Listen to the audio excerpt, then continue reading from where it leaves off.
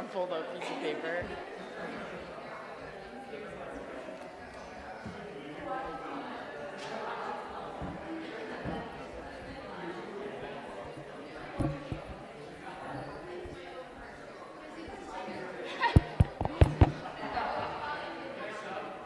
Yeah.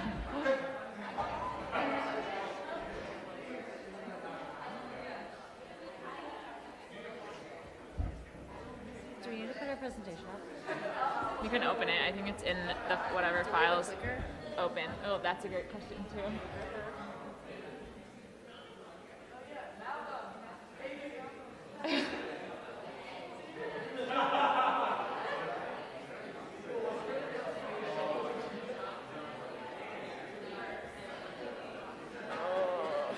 Deep breaths.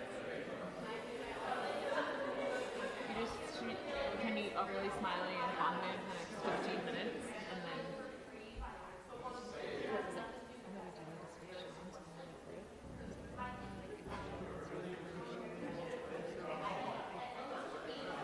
No, he didn't. Of course. What? In that folder? Oh, there was a folder up early. I saw it on the screen earlier. Maybe it's this one right here. Yeah.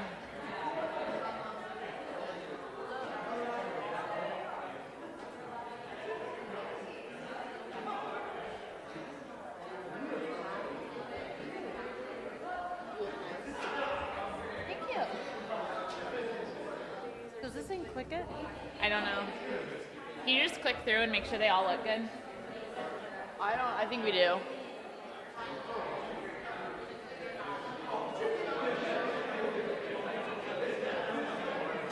Okay.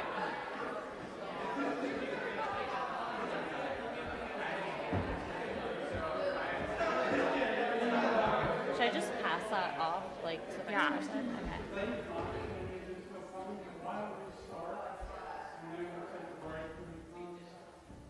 Remember, presentations will cut off for 15 minutes. I'll yell at you to raise my hand at 14 minutes. So 15 minutes for the presentation, 5 for the Q&A. It's really your call whether you want to sit or if some of you want to stand. It's really your call. Okay. Good luck and everybody stay awake. Should we talk into these?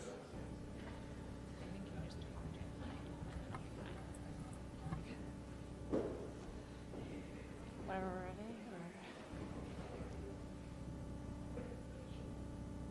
Or whenever we're ready?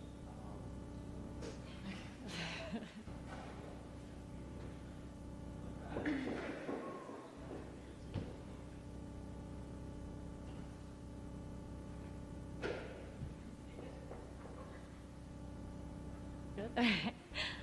Hello and welcome to the first stakeholder meeting for the Strong Start for America's Children Act.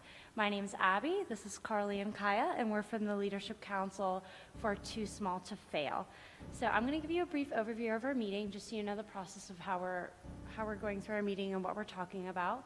I'll be giving you a little bit of background information on Too Small to Fail, as well as some background information on the Strong Start for America's Children Act.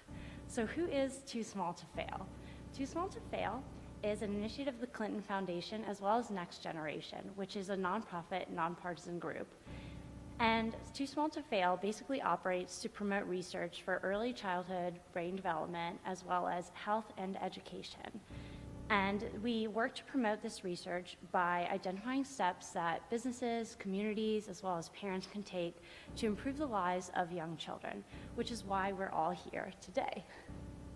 So, a key problem that we've noticed in the education system, the pre-K education system, is that young children are placed in a disadvantage before they even arrive into our education system, which is commonly referred to as a word gap, which is when high and middle income children are exposed to about 30 million more words than low income children by the age of 4.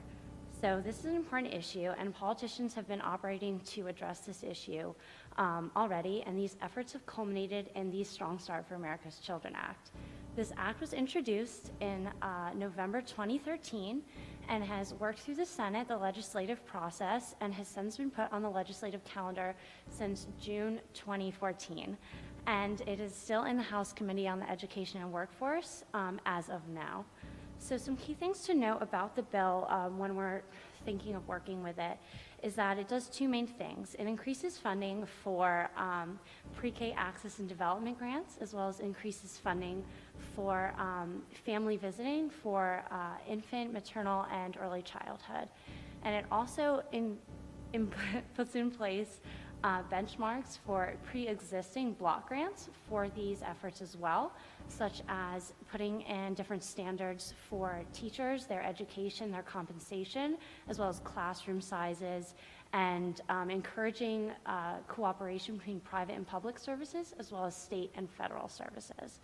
So moving forward and making sure that these issues are addressed with this act is to get this bill out of the House Committee on the Education and Workforce to make sure that this is enacted into law and these problems are actually addressed.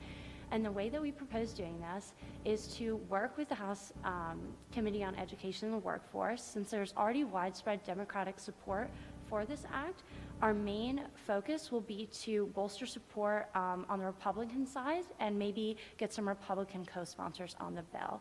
And now Carly will expand on some key features of the bill and give you a bit more information on that. Thanks, Abby. So Abby's kind of outlined for you some of the main aspects of the bill itself, but why are these policies important? Why are we focusing on early childhood? Well, first and foremost, early childhood education is economically efficient. Throughout a child's lifetime, our schools and social services and health systems spend millions of dollars on remedial interventions that only provide Band-Aid fixes for the growing achievement gap in this country. So by implementing Strong Start, we're able to address these issues before they can grow into larger, more costly problems. So specifically, Pew Research Group that we have here has found from their own research that for every $1 invested into early childhood education, there's later on a $2 return in saved remedial education. And then more broadly, Nobel Prize-winning economist James Heckman has estimated a 7 to 10% return rate on every dollar invested in early childhood education. The bill also helps to expand availability and raises standards for early child care that already receives federal funding from the Childhood Development and Block Grants. Currently, based on their current level of funding, these federally funded early childhood programs, many know them as Early Head Start, are only have the capacity to serve 1 in every 10 eligible low-income children. So by expanding these and the quality of those programs varies greatly depending on locality. So the curriculum standards, performance measures, and classroom size benchmarks set by this bill raise quality because they are data-driven. They're all based on research from the National Academy of Sciences. Additionally, all of the funding provided by the bill is contingent upon measurable student improvement and professional development within this facility, so there's a lot of accountability built into those funding mechanisms. Strong Start's expanded funding will ensure that not only are all children served, but that they're all served at a high quality level and that our federal dollars are serving all children equally. Further, Strong Start includes provisions for nutritious meals and basic health screenings and referral services within early child care programs, which allow all students to be fully prepared to be attentive and productive and healthy students when they do enter the K-12 system. Finally, the bill makes important steps towards increasing state, federal, and public-private partnerships. So first, while the bill does set benchmarks to address national insufficiencies, the whole idea of the Childhood and Development Block Grant still leaves sufficient state freedom to allow states to use those funding within their unique budgets to address state and community-specific needs. As Abby Abby outlined, going forward, we are looking to acquire Republican co-sponsors for the bill, specifically in the House Committee on Education and the Workforce. Because the bill currently has predominantly Democratic co-sponsors, it's perceived on the Hill as a highly partisan bill.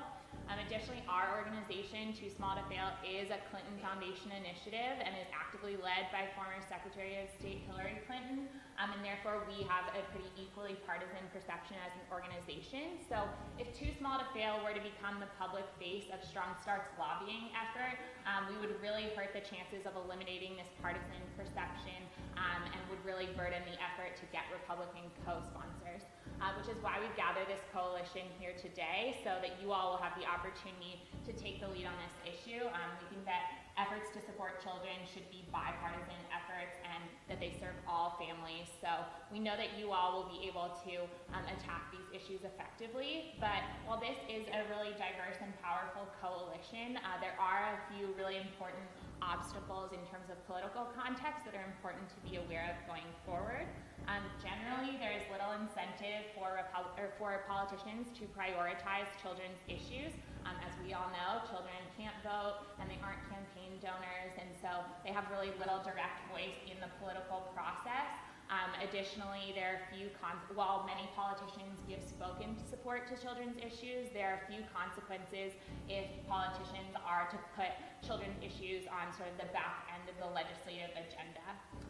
Further, in recent years, attention towards education issues has really been drawn away from early childhood initiatives. So particularly in most recent Republican platforms that place education as a central issue, most of those are focused more on issues such as higher education affordability, and so those allow early childhood initiatives to be even further neglected.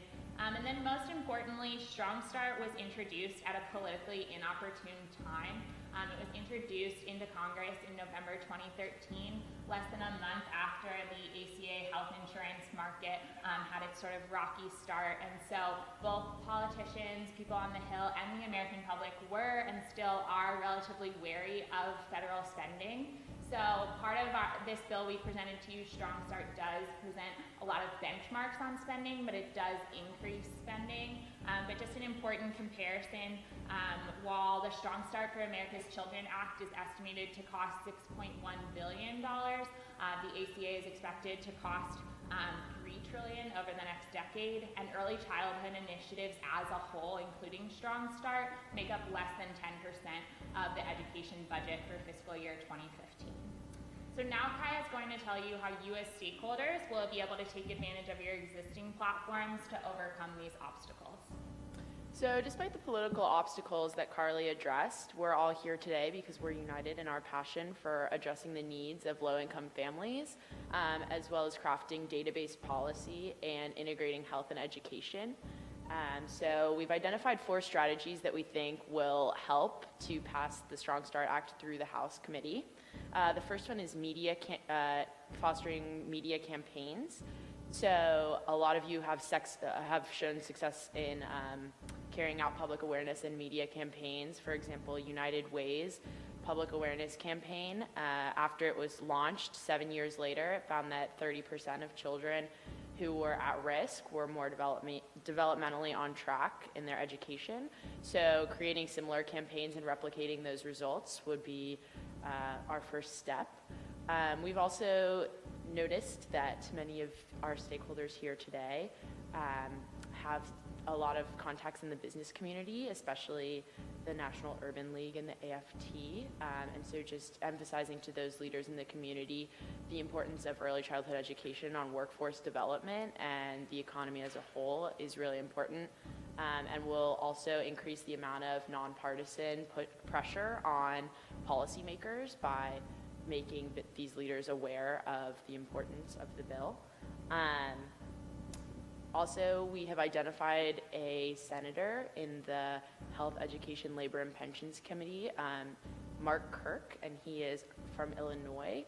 So having him write a Dear Colleague letter encouraging House Republicans to support the bill would be another strong strategy, and the AAP can take the lead on leveraging their Illinois ties. They're based in Illinois, in encouraging Mark Kirk to write this letter. And then lastly, we've identified 4 House Republicans who we feel would be able to support the bill and would be influential in doing so. So we have John Klein from Minnesota, and he's the chairman of the committee of the House Committee on Education and the Workforce.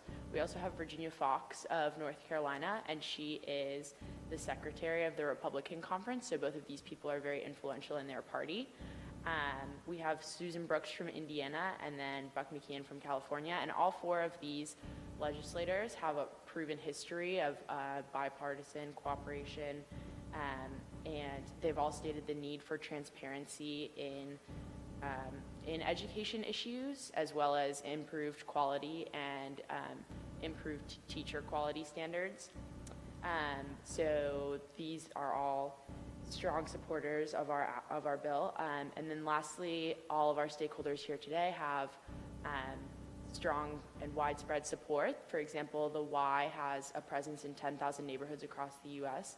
and also has a presence in every congressional district. So really leveraging those advantages that we already have and putting pressure on these specific legislators should help us to support the act.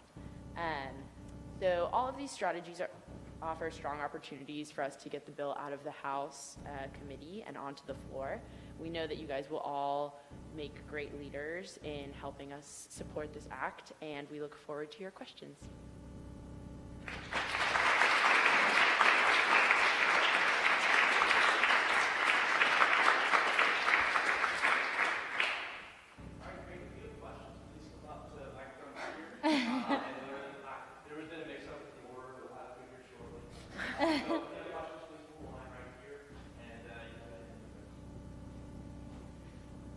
Good job, team. Hey, you get bonus ones. Hello, good evening. Is this working? I don't think so. Hello? Just speak a little louder into it. Hello? Hello? Yeah. Hello. Okay. Hi, everyone. My name is Emily McLean, and I'm a member here representing the United Way. Within your presentation, you talked a lot about sort of the business contacts and the other contacts that we can engage in order to sort of help this bill come to fruition. But I'm wondering about what's happening after. You know, what is in this bill that you really think will help pre-K programs and other sort of Head Start programs? How do you think that will help us sort of partner with these sorts of organizations that provide this sort of care? Because we are, private nonprofits that we can't necessarily provide this sort of early education, but we can supplement whatever is happening. Right, well, I think that the goal of all of the groups that we have here is community, and for many of them, children specifically, improvement. And I think the bill really contributes to that. So right now we have the Child Care and Development Block Grants, but those really give states a lot of leeway on how to spend that money and don't really ensure what's going on in these child care programs, just that they're being provided. So I think by setting those high quality benchmarks, you're just going to see generally more healthy, better educated children, which obviously contributes to the community more broadly, and long term down the road just provides more people who are going to be engaged citizens and workers. Hi, my name is Marissa Bialik. I have a son in high school and a baby on the way. Although I support and agree with the merits of early childhood education, whenever it comes to increasing the spending in this arena, I've become very sensitive to issues of play.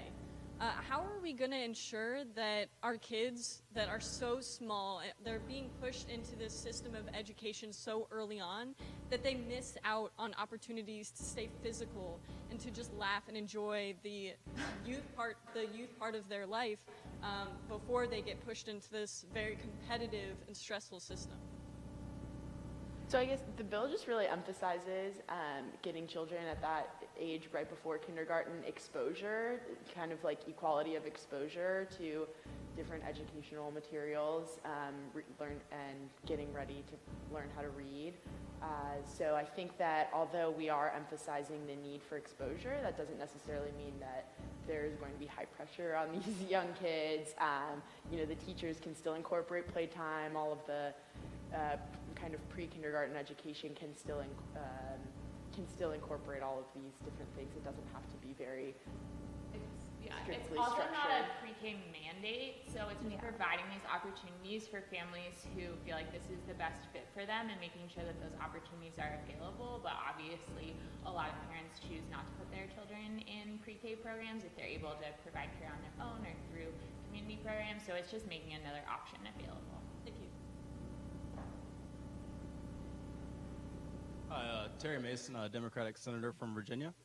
I wanted to begin by thanking you all for coming today, and I had a few question for you. So time and time again, I've seen we tend to just kind of throw money at our public school systems, and with little effectual change. And I was curious as to, you know, I hope this bill passes in both the House and the Senate, but I was curious as to by what metric you all will be gauging the long-term success of this program. Well, I think that you say we're throwing money at a lot of these schools, and I think that increasing the funding is important. But a key part of the bill is that we have these benchmarks to ensure that when we give this money, that the money is going to be set into these important places, like ensuring good classroom size, ensuring that the teachers are properly educated, and that's very important, which might address your first part of the question. And then I also think that long-term evaluation standards for teachers and other just outcomes for how the education is working for children are in place, and I think that we'll be, by using the same evaluation standards that are in place now, after this act is enforced, we can truly see the growth that these children are experiencing once we are able to put these benchmarks and different things in place, if this act is get through on the House floor. Yeah. Thank you very much. You're welcome. Hi, thank you all for your great presentation. I just wanted to ask you about your strategy, your media campaign, and I wanted to know what was there was a model of a media campaign. I know you mentioned United Way a little bit, but what was kind of your next step to get really rally public support and get all of these groups really on board and ready to go at this possible? Yeah, so I think we looked at a lot of different media campaigns. Kaya mentioned the United Ways campaign, and Children's Defense Fund has had a lot of different campaigns, and I think that just going into this bill, it's supported by the fact that there are a lot of really shocking facts that go along with that. The 30 million word gap being something people are some people are familiar with, but is a pretty shocking fact that children of families on welfare will be exposed to 30 million fewer words. And so I think sort of those shock value facts that really display the disparities are kind of how we saw the campaign going forward. And just, I think if you lay the groundwork of making sure that people know that, then that'll inspire people to look for solutions to those problems. Thank you very much.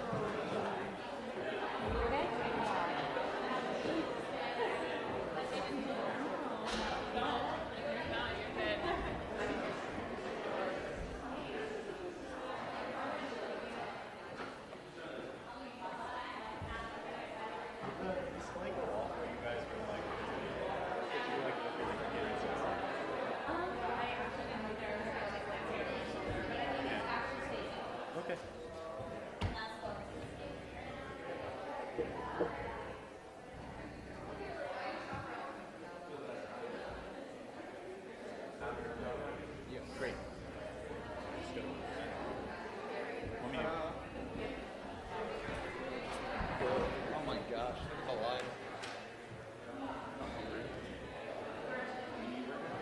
I'm not in the mood to eat right now, but I think we probably can. So Matt, you can see that okay?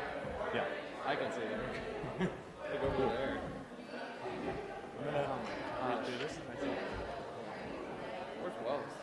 Oh, he's over there. He's in line. He doesn't even care. He can eat. I mean, I can eat too. I mean, I should because I'll be busy for like 5 hours. You okay?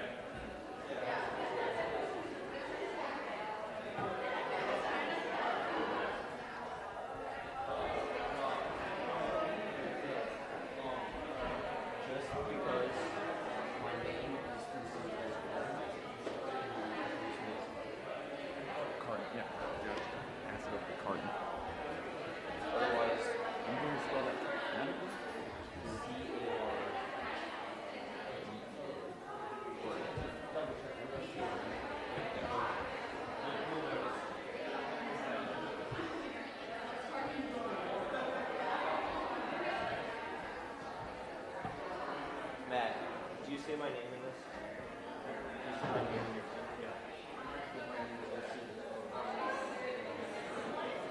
Do you want me to say Robert Anderson? Yeah.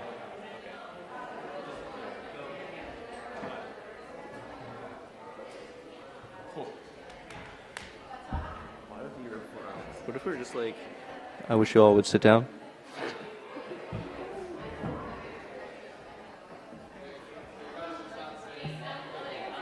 It's going to take more than 10 minutes for that line to get through. By the time we get the pizza, I feel like it has the opposite of an appetite. yeah, I'm not hungry. Just give our presentation now. I am so pumped. We're going to crush the shit out of I it. am nervous. In all honesty, like, I see people like Will over there, and I'm like, that guy's going to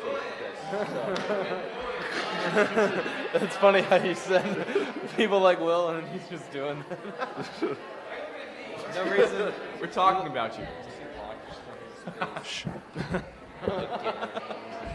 Speak directly in the microphone. Like, that guy Locker is so stupid. What? Where's it streaming? Oh. He has a nice beard.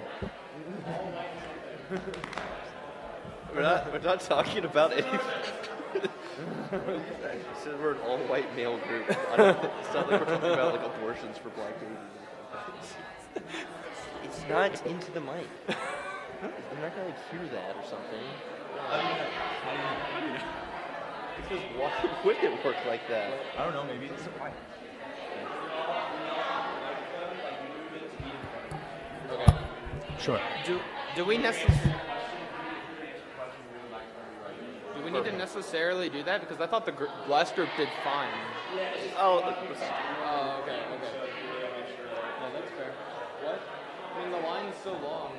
I mean, I'm not really hungry right now. Yeah, I'm not really in the eating mood. They picked the. I just kind of want to knock it out. I mean, I need to if you get guys out. eat all the pizza, I'm gonna be so disappointed. That would be hilarious if you guys We just didn't like go- have forks or something. We gotta be like sit out and strung in the wind, and you guys Yeah. are all eating pizza. Oh, we ate it all. Sorry, my bad. Our bad. You're like, shameless.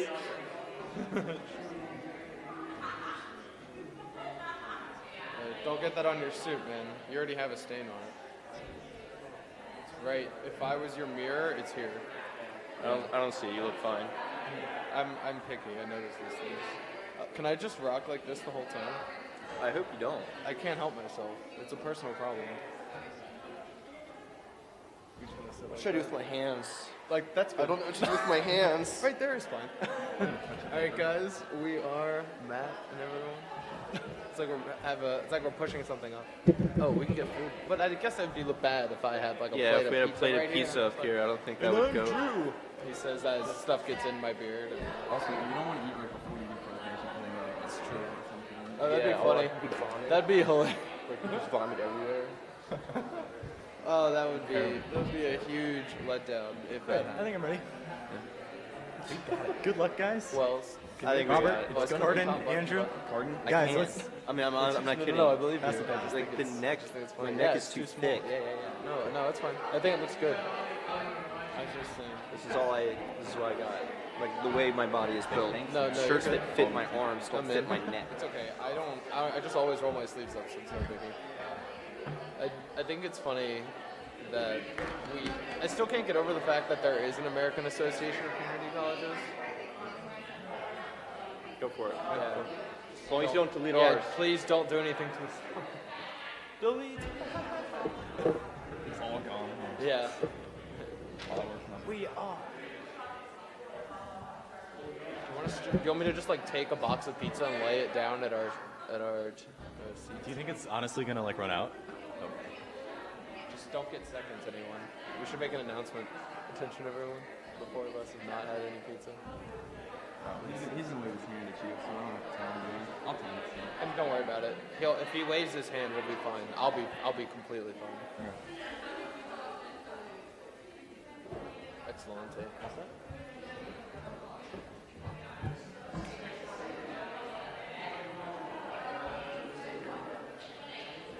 Alright, are we doing elbows on the table or not? Whatever feels more comfortable. I was just making a joke. I'm trying to lighten the mood, man. I'm gonna go like this the whole time. Dude, I think I was just Yeah, I'm gonna also have my hands out like this while you guys are talking. God, Hope that won't distract you. that'd be so awkward. I can have my hands like this. When I start reading, I'll be like, as I move through. I'm gonna flip the table halfway through the presentation.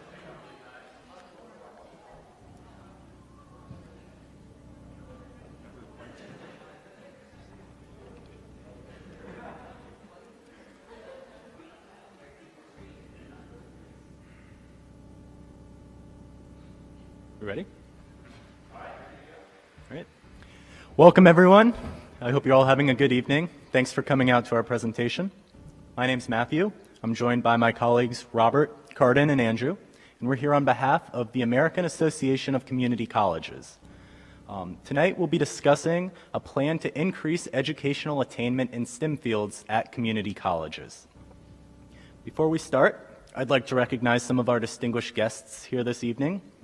We have representatives from the University Space Research Association, Tech America, the American Chemical Society, the American Society of Mechanical Engineers, the Educational Development Center, ExxonMobil, Chevron, and Microsoft. We appreciate your company here tonight, and we hope you get something out of this presentation. So we begin by looking at a problem that's increasingly grabbing the attention of many Americans, and that is income inequality. Income inequality in the United States threatens the integrity of middle and lower class workers, the balance of political power, and the long-term sustainability of the American economy. So going forward, we'll be discussing how education fits into the equation of American inequality and how strategically subsidizing STEM credits at community colleges can help alleviate the problem. We'll discuss how we can propose action to Congress and how we'll navigate the political climate to get our suggestions passed. But first, let's take a closer look at American income inequality.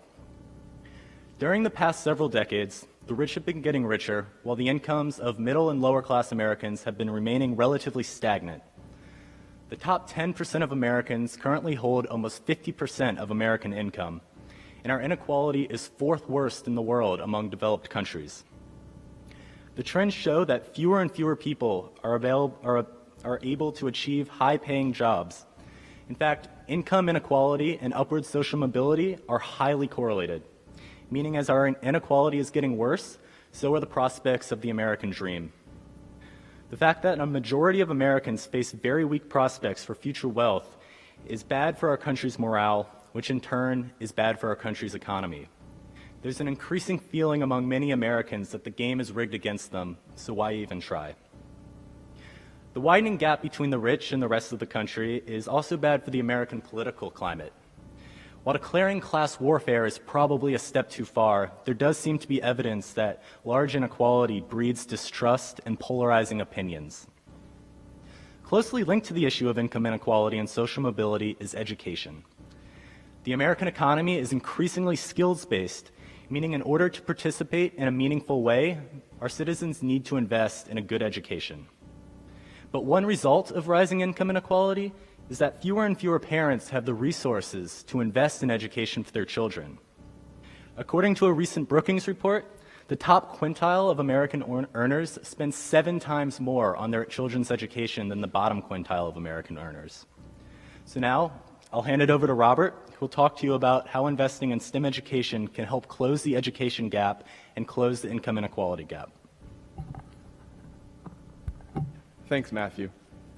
There is growing demand for technical jobs in the current workforce. The tech industry was projected to grow by approximately 3% this year, which is larger than the overall U.S. economy was projected to grow, which is only about 2%. Generally, jobs requiring knowledge of science, technology, and computers are becoming more prevalent in modern times. So in order to help low-income people gain these skills, we want to provide STEM education at a lower cost for them. So what's our plan? Our plan is to create a tiered subsidy for STEM classes at community colleges. This would be giving money directly to community colleges so they could subsidize the cost per credit of taking STEM courses. This subsidy would then increase as students took more courses in STEM classes. So community colleges are the best place to target income inequality because students who attend community colleges are typically at lower income and choose that community college because it is cheaper than other four-year institutions. By subsidizing community colleges, or the STEM classes of community colleges, we will incentivize these students to take STEM credits and will incentivize them to gain STEM degrees as the subsidy increases. Ultimately, this gives students the technical skills they need right after receiving a associate's degree to go into that competitive workforce, as well as gain the skills necessary to go into a four-year institution transferring. So ultimately, this gives, to ensure the courses are being subsidized are worthwhile, we would propose that after 5 years, the programs are reviewed, and schools that do not have at least 60% of their students who benefit from these subsidies going into STEM fields or gaining further education in STEM programs be dropped from receiving the subsidy. So what are the specifics of the subsidy? The subsidy would begin at 5% for the cost of a credit and would increase for each subsequent 5 credits that it would have. So the first 5 credits would be 5% subsidized. The second 5 would then be 10% subsidized, and the third would be 15, et cetera, until you reach 50% where the subsidy would be capped. From our calculations, we estimate that the maximum total subsidy on average each student could receive while completing a STEM degree would be $1,700, and this is using the $90 per credit average and the 60 credits per degree average. Currently, approximately 6.1 million students are enrolled in community colleges, and approximately 25% of them receive STEM degrees. Hopefully, this program incentivizes more people to earn STEM degrees. So, assuming that this percentage increases from 25 to 30%, we calculate that this subsidy would only cost about $3.1 billion. So now I'm going to pass it over to Carden, who will tell you how we're going to get this plan enacted. Thanks, Robert. It's not simply enough to have a policy, even a great policy, if you can't get it implemented. So how are we going to get this done? First, I'll tell you about the legislative vehicle this policy will be enshrined in, and then I'll tell you our action steps we will take to get this passed.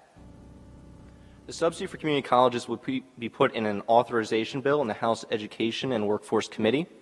There are 24 Republicans and 18 Democrats in the committee for a total of 42 members. The committee is chaired by John Klein, a Republican. The ranking Democrat is George Miller.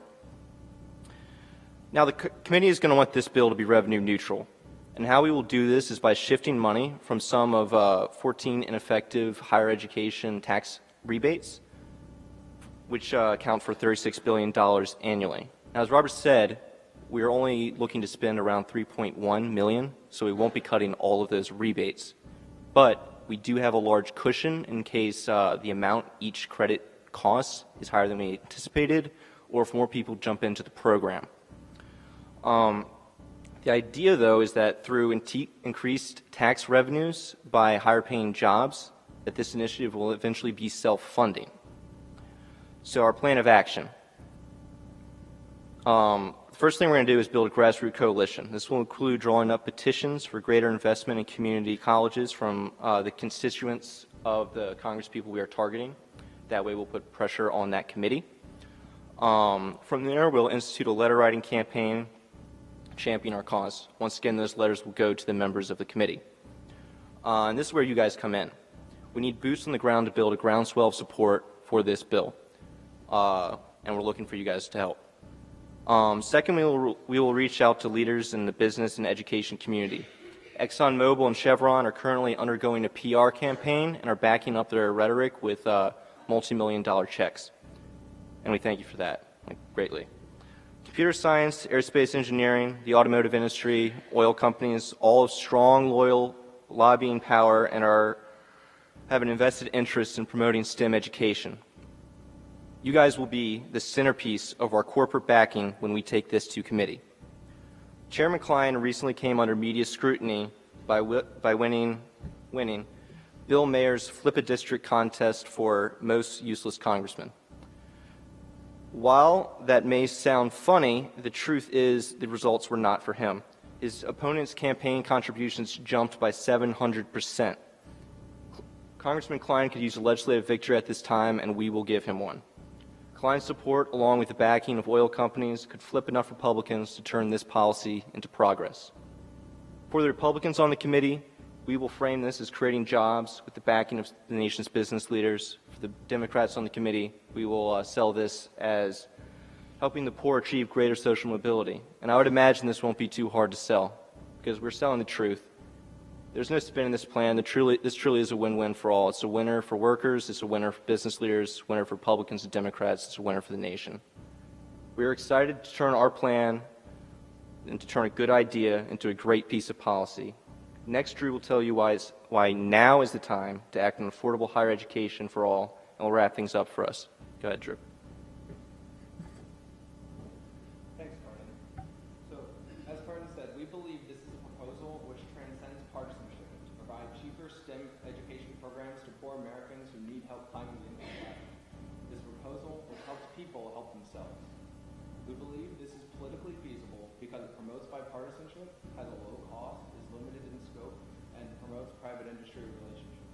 So first, for promoting bipartisanship. We all know that for Democrats, this is going to be an easy sell. But Republicans may have difficulty accepting this, whether it's because of personal opinions about the role of education in government or because of their difficulty in selling it to their constituents. However, we believe this program promotes bipartisanship by providing a universal issue which both sides can join together to combat against. Democrats will want to support this because it helps to tackle income inequality by providing more social mobility up the social ladder. Since they are now in the minority, they can use this as a moderate solution which will bring Republicans to their side. While it may seem that Republicans may not want to reach across the aisle, they will want to do so after they recognize how our proposal does what it can to improve the lives of Americans and improving their programs in STEM and others. They want to do what they can to appear bipartisanship as a minority party. Second, this is a low-cost program. As Robert told you, this program costs approximately $1,700 per student, or about $3 billion total. In today's world of $700 billion stimulus packages, or billions spent on healthcare and beyond, this is hardly a drop in the bucket. It's a program which funds itself through increased tax revenue over time as workers get better and higher-paying jobs. Republicans will be able to support this program because the costs are taken care of itself. Third is that this is a very limited government program. Let us be clear, this is a program run by the state community colleges alone. The federal government will only be giving the money to these colleges. They will be in charge, the colleges will be in charge of distributing these programs to the students taking the STEM courses. Republicans will like the idea of the government playing a limited role in this program so they can come along and support us in this initiative. Fourth is that this promotes private industry relationships. Now, community colleges are in this interesting boat because they work with the private sector in order to create their programs. So, for example, the community college will go seek STEM industries and then will ask for how they should structure their programs, and the community colleges will do so. So, what happens is that Republicans will be very willing to support these programs because they already know that the private sector are here to help. So, but just in case none of these work, we have an alternative. An alternative is that we consolidate 47 job training programs into 35. These are programs which currently have overlapping regions in their elements. So currently this is a proposition from a preliminary document from the House Budget Committee, which is called Expanding Opportunity in America. We would call this a job training and education fund, which is essentially a block grant which we would then require that the community colleges use towards promoting STEM industries. So it basically does what we want, just in a somewhat slightly different way. So, with all that being said, thank you all very much for coming. We really appreciate it. We firmly believe that our tiered subsidy program for community colleges will provide the best solution to combating income inequality in the U.S. We are excited to move forward with this program, and we are happy to do it with your help. So thank you very much, and we look forward to answering any questions.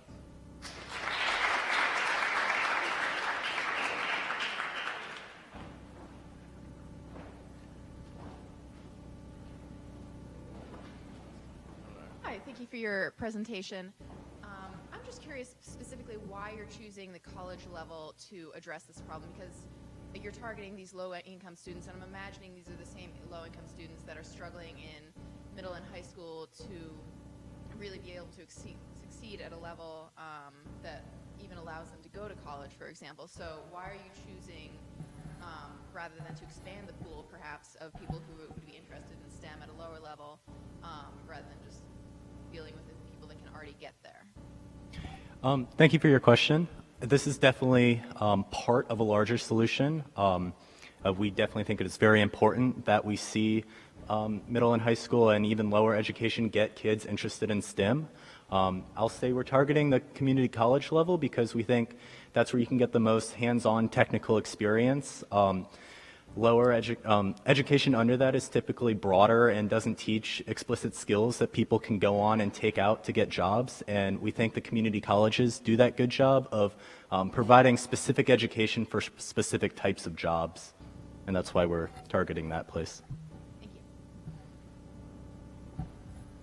Department of Education, and we currently have a problem with student debt in the country and funding other subsidies for students who want to enter college, and we have trouble even funding the Pell Grant. So I'm wondering why the full United States program that you could fund a very highly specialized subsidy when Pell Grants are. Thank you. So we think that funding directly community colleges will be able to really hit the people that will benefit the most from these grants, these subsidies. And we really just want to get in there and just have them be able to gain this experience. And these are the type of people that, if you're going to community college, you want to gain the experience, so you're willing to do it, and we think that it will be the most successful. Do you want to add to that? I'll just add to that. So investing in STEM education is really good because it brings in a lot of corporate sponsors and a lot of businesses who want to invest in this sort of program and maybe subsidize it or help it out. Firms in attendance today like ExxonMobil, Chevron, and Microsoft really benefit from STEM education, probably much more so than they would from a general liberal arts education. So I think the sort of vested business interests really makes our plan different.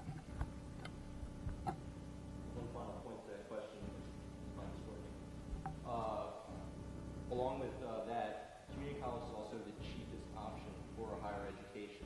So if we're looking to lower the cost of education, this is the right place to go. If you want to make college education more affordable, more accessible, we should make community colleges more attractive. That's what we're attempting to do.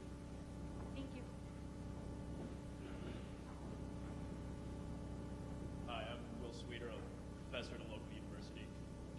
One question that I had for you guys was in regards to the parameters that you put onto your bill, including the $1,700 high end for STEM degrees, along with your indication that 25% of students currently in STEM fields that are in community colleges that graduate with a STEM degree. Where did those numbers come from? What is it like in private and public universities currently with STEM fields? And why did $1,700 what you guys decided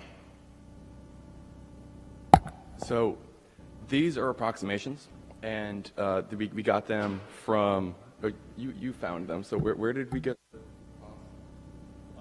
we just looked up some of the biggest schools, especially Virginia schools. We looked at Piedmont Valley, Northern Virginia Community College, to sort of get a sense of how much credits cost. The reason we capped it at $1,700 is so that's an average. We're using the average figures for that, so the $1,700 average maximum, and that's using our numbers and these approximations. But the idea is that with these inefficient tax rebates that we would be cutting back on to fund this, those account for $36 billion of revenue that we're going. So there's a fair amount of wiggle room that we have with that. This $3.1 billion is a fund.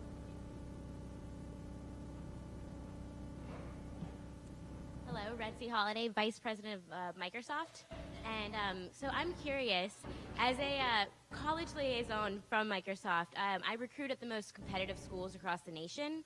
So I'm interested in as why you've picked community colleges and whether or not you believe graduates from these STEM programs are going to be competitive enough to even get into companies like such as my own. Yeah, I'll take it and add something. Go for it. So the reason we're targeting community colleges is because A, it's a very cheap option. I think students get the biggest bang for their buck. Also, we really want to be educating a wide variety of students. So yes, while there is a great need for the highest achieving students to come to Microsoft, I'm sure Microsoft and other firms also have a lot of jobs available with lower skilled but still very technical abilities. But the great thing about community college is you can go for 2 years and transfer into a 4-year bachelor program at a 4-year institute like the University of Virginia. And with that great STEM foundation you get at the community college for a good price, you then transfer into this better school, you continue to take classes, you get a better degree and become much more competitive. So I think targeting the community colleges really does a good job of getting students of the caliber you want eventually, but also getting students of lower caliber too who still need skill improvements. Yeah.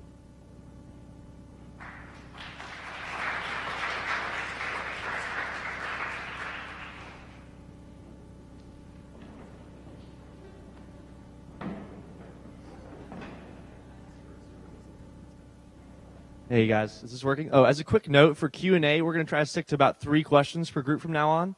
So if you've asked a question, maybe sit and wait for everyone to get up. So if anyone wants to ask a question, they can. Thanks.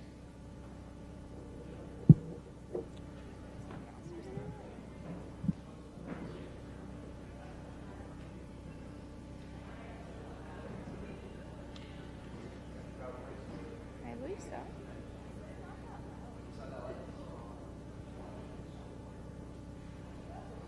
Yeah, push. Hello? Yep, works now.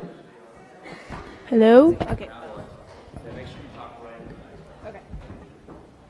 I'm pretty loud.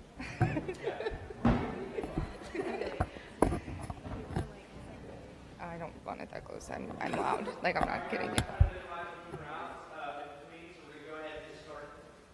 Hi, I'm Katie Thompson. I'm Reem Hashim. And we'd like to take a moment to thank all of you for attending our town hall meeting on keeping UVA affordable. We are Virginia 21, a nonpartisan advocacy group that's focusing on issues facing our generation, particularly keeping college affordable. One thing that makes our university great is its commitment to excellence. We have a need-blind admissions process that ensures that only the best and brightest students are admitted into our university. However, if all of these admitted students who want to attend cannot due to rising costs, we are not maintaining our commitment to excellence. We need to fully support our financial aid program, Access UVA, to maintain this commitment. As students, faculty, staff, community members, and the Parents Committee, and also state legislators in this audience, you play an integral role in keeping UVA affordable. Today, Michelle will tell you guys about the increasing student financial burden. She'll go over the facts and figures regarding decreased state financing, increased tuition, and also the recent cuts to Access UVA. Reem will introduce our policy proposal, stating that we should keep UVA affordable by reinstating the no loan policy to Access UVA and making sure that fundraising is a priority for Access UVA. Finally, Michael will discuss our political strategies to help us achieve our goal. We plan to put pressure on the Board of Visitors from all sides, externally in the form of stakeholders like you, and internally with BOV members themselves. Take it away, Michelle. Okay, so to begin our discussion on the issue of college affordability, we can first look to the trends and background information regarding state funding. In 1779, Thomas Jefferson first proposed the idea that states should invest in public higher education. By 1818, the state of Virginia began investing in its colleges and universities. So since UVA's founding, state contributions have been an essential part of the university budget. However, in the past 10 years, state funding has sharply declined. In 1990, UVA received 26% of their operating budget from state appropriated funds. In 2014, they received just 5.6%. So to compensate for these losses and the rising cost of higher education in general, UVA's tuition has skyrocketed. If we look at the graph above, we see that since 1990, tuition has increased over 433% in real dollars over just the last 24 years. When we break down the revenue stream brought in by higher UVA tuitions and lower state funding, we see that UVA experienced a net increase in revenues of $3,200 per student per year. This is a marked contrast from other state schools who increased cost of attendance to balance budgets, or other Virginia schools that even took on debt to make up for the losses in state contributions. These net revenue increases demonstrate that tuition is rising at a rate that is faster than cuts to state funding. This disproportional growth in costs means that UVA is profiting more handsomely from larger revenue streams than ever before. With higher annual revenues, UVA certainly has room in their budget to trim down operating costs. On the student side, in February 2004, the Board of Visitors authorized the university's primary financial aid program called Access UVA to ensure that undergraduate education at this university would be available to all students regardless of their financial circumstances. This program has been largely successful in increasing socioeconomic diversity, reducing student loan debt, and meeting 100% of need for all university students. When Access first began, about 25% of all in-state students were eligible. Today, 37% are. In August 2013, however, the Board of Visitors voted to eliminate a component of the Access UVA program that guaranteed that the lowest income students would not need to take any loans out during their time on grounds. Under this policy, students who needed aid the most would receive full grants to attend UVA debt-free. Eliminating this program saved the university just $6 million. Beginning with the incoming class of 2019, students from the lowest income families will be required to take out loans capping at $14,000 for Virginia residents and $28,000 for non-residents. The no-loan policy of Access UVA cost the university just $6 million to run annually, or 0.005% of the university's $1.4 billion budget. The key policy problem we are now facing is that a decrease in state funding has led to exponentially increased tuition.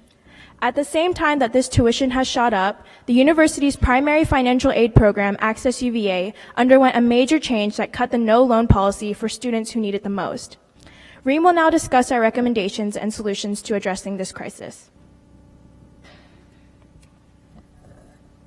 Great. So given the dilemma or this paradox that students are now facing of higher tuition and decreased aid, we here want to refocus our resources and our energy towards students, and especially low and middle income students. So our approach to this is kind of a short-term and long-term solution. So first, in the short run, we would basically look at the administrative costs that UVA has been increasing on, and basically cut $6 million from that to go towards restoring the no-loan policy.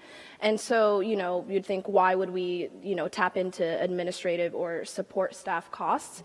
And basically, this graph here shows that top administrative positions at UVA were paid base salaries that were at least 10% higher than other universities in the state of Virginia. At the same time, we have increased our budget towards administrative and support staff to about 13%. And that is basically broken down into executives and managers, professionals with advanced degrees, and administrative assistants. And that's basically everyone who's, non-instruction positions. And at the same time, UVA has basically had a small supervisor to staff ratio. And the BOV has actually been looking into this as an inefficiency, because right now it's about 2.7 to 3 supervisor to staff ratio. And so they see this as, maybe we have too much admin positions, too many positions that we could cut down on. And so what we're proposing is to take some of that $182 million budget and reduce it to $176 million and use that $6 million towards restoring the no loan policy. And to us, this isn't a huge cut into administrative costs, but would actually go a long way into helping low and middle income students. And then the second part of this is actually taking a long-term vision, and that is prioritizing fundraising for Access UVA for this no loan policy. And that would basically mean that, you know, the University of Virginia can set a goal of raising basically 60 to $80 million in donations, and then basically if they invest that money, get a 10% return on their investment, then they could have that $6 to $8 million amount that they can put towards Restore Access UVA. And basically this 10% is a baseline based on the 15% average that UVA is getting on their returns. And basically the reason for this is that UVA has a $5.8 billion endowment, yet the BOV argues that they are not able to transfer this money towards Access UVA because that money is donor restricted. But based on the fiscal year last year, the percent that was not donor restricted was actually 32%. And so, you know, that's why we're proposing that if they still do not want to use this, you know, any chunk of this 32% is to have this goal of donations and basically use the return of their investment towards the program. Lastly, you know, an alternative that the BOV has been considering is to basically increase enrollment for out-of-state students in order to subsidize the no loan policy. However, we feel as though this is not an optimal policy, especially for Virginia students who, you know, want to attend UVA and who are qualified enough to come here. And right now we're at 30% of out-of-state student enrollment, and we think that it should be kept this way because at the end of the day, this is an in-state institution. So basically the main idea here is that we have a short-term solution of kind of cutting those inefficiencies in administrative costs, or, you know, administrative bloat, if you want to call it that, and basically move towards a long-term solution of having a steady endowment for the no loan policy of Access UVA. And now Mike will be kind of talking about our strategies and ways of getting this kind of across. Thank you. Okay, great. So that's a little bit about you know, some of the problems that the program is facing, and then also our solutions. So now I'm going to talk a little about the how, where you all come in as stakeholders. You know, what you guys can help us do to ensure that this actually goes from just an idea to being implemented. So right up here, we've got 3 different kind of groups or organizations or categories that we think can put some external pressure on the Board of Visitors to ensure that this program gets enacted. So first we have UVA community members. That could just be students, faculty members, alumni, anyone within that kind of large UVA community, and kind of using those to get a grassroots program to put some pressure on the Board of Visitors. So through protests, demonstrations, through petitions, just putting that external pressure on the Board of Visitors through an external type pressure using UVA community members. So then second, we have state legislators. So we'd like to organize some type of drive to contact state legislators in each unit that each Board of Visitor member represents. So it might be in Virginia, some Board of Visitors members represent units outside of the state. So contacting state legislators in those areas and saying, hey, you know, this is an important issue to us, you know, and getting those state legislators to reach out to the Board of Visitors member in their area and, you know, say, this is an important issue to my constituents. We really think that will lend credibility to this Access UVA change that we're proposing. And then finally, we've got advocacy groups. They could be ones like us, like Virginia 21, that are a little bit more student-oriented, to much larger national ones like the Student Aid Alliance, which is a national advocacy organization that advocates on the behalf of college affordability. And we think having a national organization like that, also bringing them into the fold, will help lend some credibility to our effort. So it goes beyond putting external pressure. We also want to kind of build an internal coalition as we attempt to get this passed by the Board of Visitors. So on one side, you can see right there are some pro-Restore Access UVA members who either initially were kind of concerned about the cuts that were enacted almost 2 years ago, to, you know, also members who since then have expressed some optimism in terms of restoring the program. So we think they would comprise kind of an important core of the group that would, comprise our coalition of Board of Visitors members. Then on the other side, we've got one category of members who we think would be ripe to target for two different reasons. One is they've kind of sat on the fence in the past in terms of, how they feel about Access UVA. They understand that there are rising costs, that the program is suffering a little bit in terms of sustainability, but it's also worried that we shouldn't be balancing, UVA's budget on the backs of the most needy students here at the university. Second, they're also all finance subcommittee members. So we think that by targeting them on the finance subcommittee, and that's a subcommittee on the Board of Visitors that's very important for making budgeting decisions, those two facts right there will really help bring these two sides together, and this will comprise, like I said, kind of the nucleus of the coalition within the Board of Visitors as we're attempting to get this passed. One last thing I'd like to note is a little bit some of the opposition that we're expecting to face. So obviously, UVA administrators will be opposed to this policy because we are going to mandate some cuts in the short run in order to make Access UVA, a sustainable and have that no loan policy. So we expect a little bit of pushback there. Obviously, some Board of Visitors members who are kind of concerned about costs, we're also a little bit concerned that, some of the ones in the past who have voted for these cuts, may not be on our side. And then also any other programs or divisions within the university where fundraising is a big deal, because bumping Access UVA ahead of those programs in terms of fundraising, obviously, everyone's competing for those funds. So we do expect a little bit of pushback there. We believe the strategies outlined above will help ensure that that opposition is no problem in terms of getting this passed. So then finally, just a few takeaways here. So we went over our problem, skyrocketing tuition as tuition continues to go up, while at the same time we have this issue of cuts to Access UVA. So as the school gets more expensive, the financial aid for the students who need this aid the most has been going down. Second, we've got our goals and our policy solutions. So first, in the short run, we want to make cuts to UVA's growing and ever-growing administrative levels. But since we can't simply cut our way out of it year in and year out, and we want this no loan policy to be something that's here for generations, we'd like to fundraise and establish an endowment for Access UVA that can provide a constant revenue stream so that Access UVA's no loan policy is here not just for the next few years, but also here for future generations of the University of Virginia students. And then in terms of our strategy and getting this done, once again, like I just previously mentioned, we want to put external pressure on the Board of Visitors using UVA community members, state legislators, advocacy groups, and then also internally target specific members for these outreach efforts in an attempt to build a coalition that will help us sway other Board of Visitors members when we go in and eventually present this policy to them and attempt to get it enacted. So thank you very much, and we welcome your questions.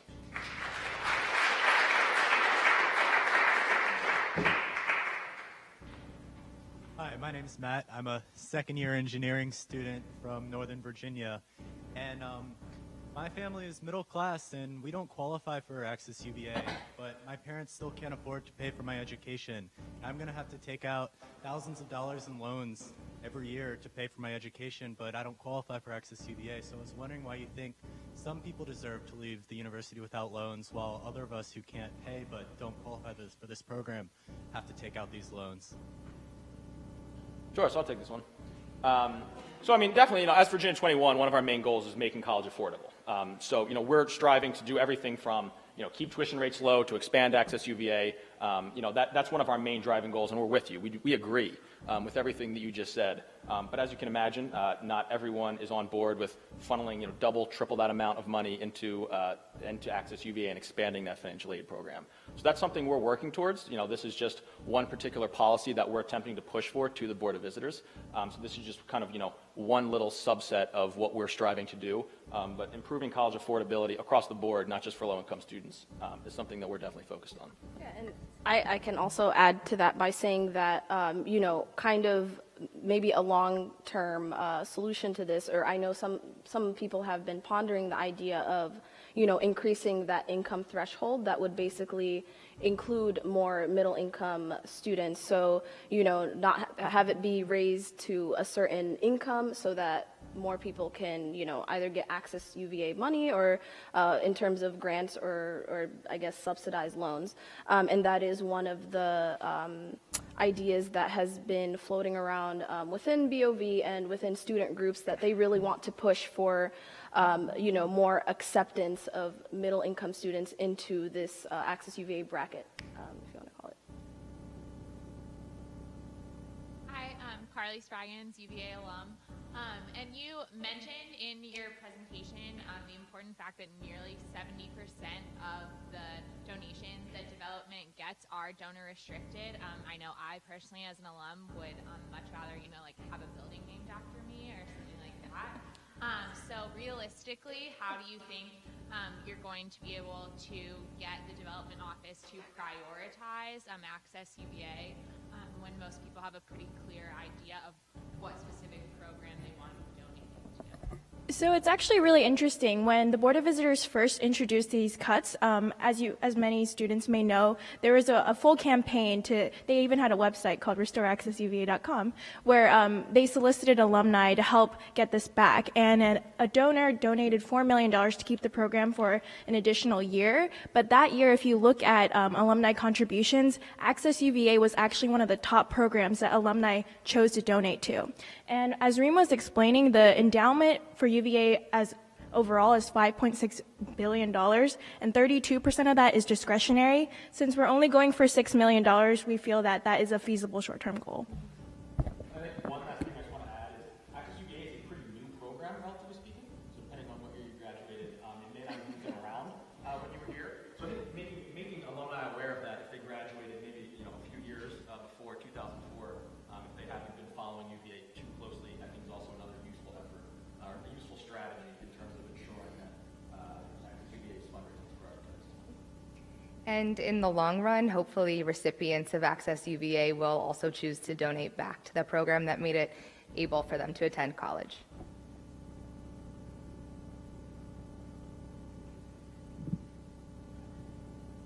Hi, I'm Wells Baylor. I'm a father of 4 and a concerned parent. I have 2 kids, adults, in college now and 2 in high school. So for me, college education, how expensive it is, it really hits home. But I'm also worried that if you, the graph that you showed comparing the administrative costs, it said for similar institutions and then just put all the Virginia colleges up. What do the numbers look like when you compare similar institutions across different states? And I'm also worried that if you cut administration costs, they'll just leave and it will hurt UVA as a whole. Right. So, yeah, what wasn't shown in that graph was other comparable universities in other states. And I think the closest example to UVA is UNC.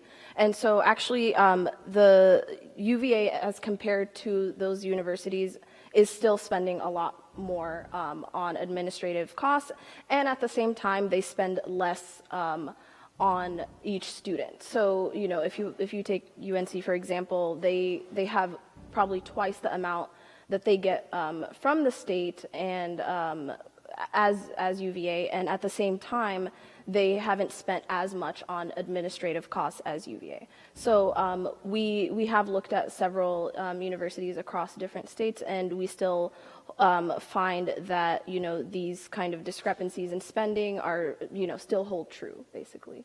And just to clarify with the methodology, the Carnegie average thing, the Carnegie institution groups colleges by similarities. So that line we see at the 10% is the national average, and then they just map the Virginia schools on that graph. So that line right there accounts for those institutions.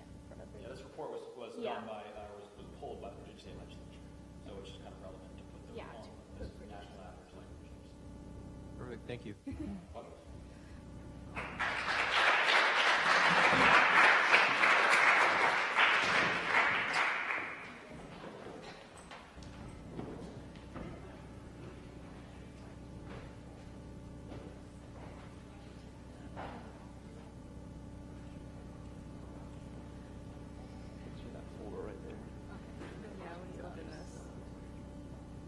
With audio work. Shipok said that we could be standing in front of the table. Just project. Okay.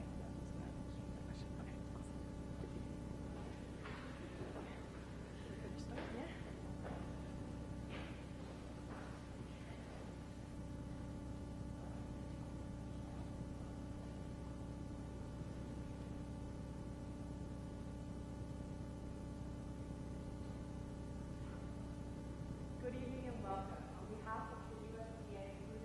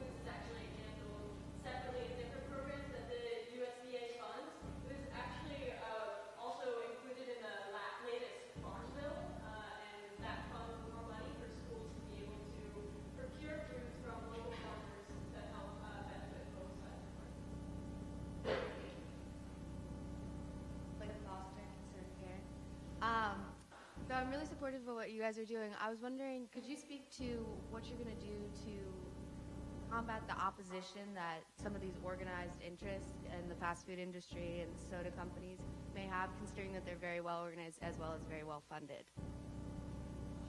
Sure, I can speak to it really quickly first. So one thing that a lot of the corporate food big producers are doing to handle these new nutrition standards is they're creating these copycat foods, so to speak, which are almost exactly like their original products, but they adhere to these new nutrition standards.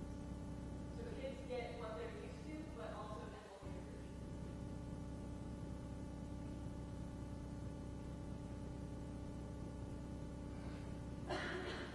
Terry Mason, reporter for the Wall Street Journal. Thank you all for coming and speaking with us today. I was curious as to why you didn't take a strategy of increasing funding towards like health education for these children so they can make their own like eating decisions opposed to just changing the nutritional standards within schools. So I think it's but starting off with schools, but having schools as a lunch program and a breakfast program promote healthy alternatives and healthy nutrition balanced meals. That is in a way an education in itself. It's a part, it's not, maybe it's not in a classroom, it's not a curriculum, but it's still instilling nutritional values in children that is like at school as well.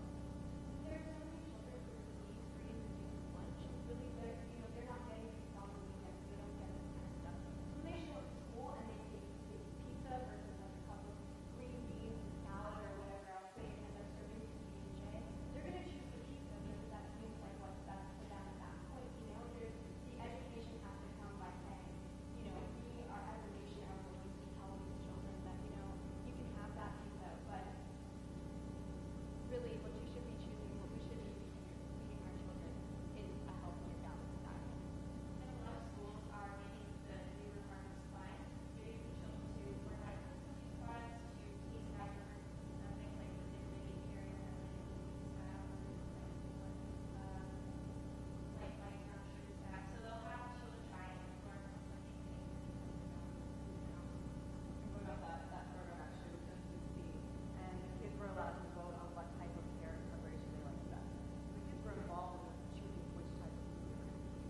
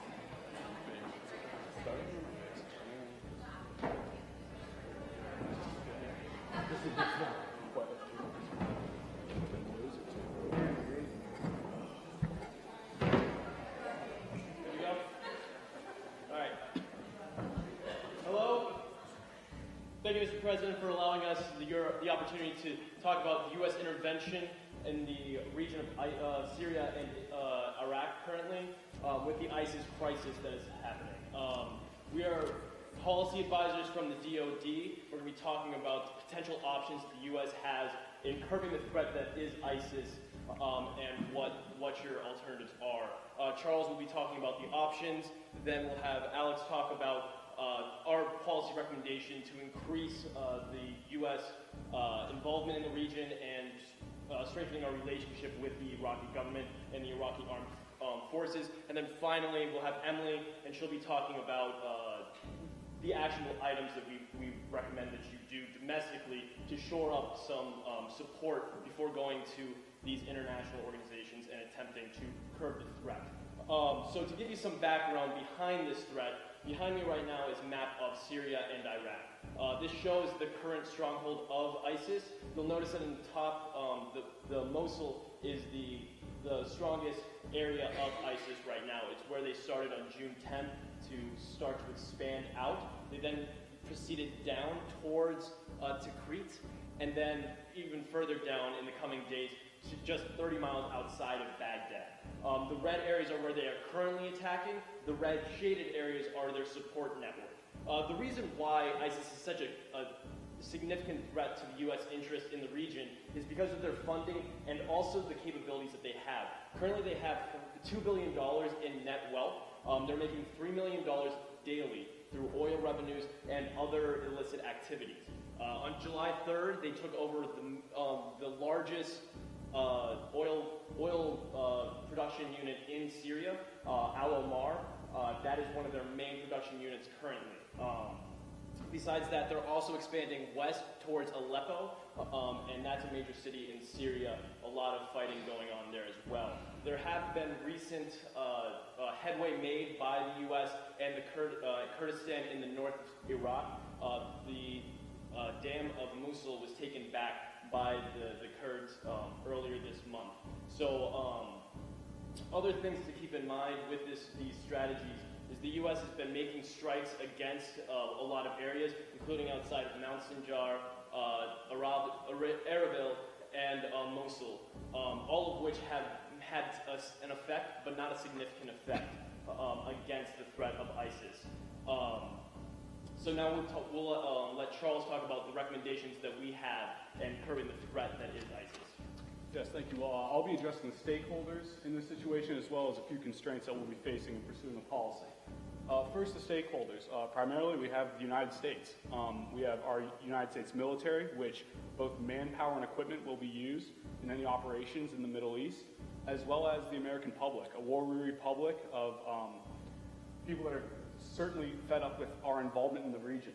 Next, we have the conglomerate of countries in the Middle East. We have many non-NATO allies, one NATO ally, as well as many enemies, all in a very small geographic region. And so any action that we take will have ramifications across almost every country in such an interconnected region.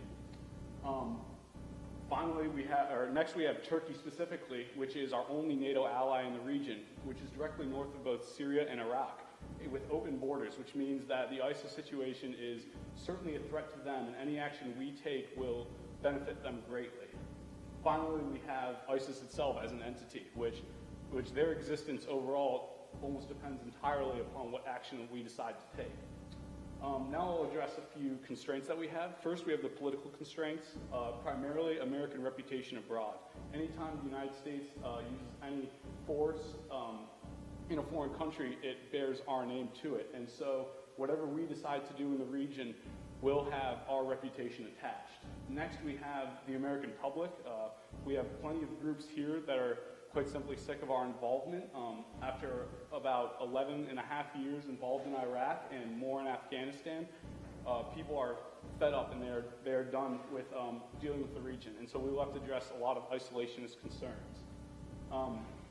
Finally, we have your legacy, Mr. President Obama. Your foreign policy has been built upon what you have done in withdrawing troops from Iraq and winding down the wars in Afghanistan and removing the U.S. from the Middle East, at least down to a certain degree. And if we decide to intervene once again, we will have to decide if that's something we want to do and if it's consistent with your foreign policy thus far.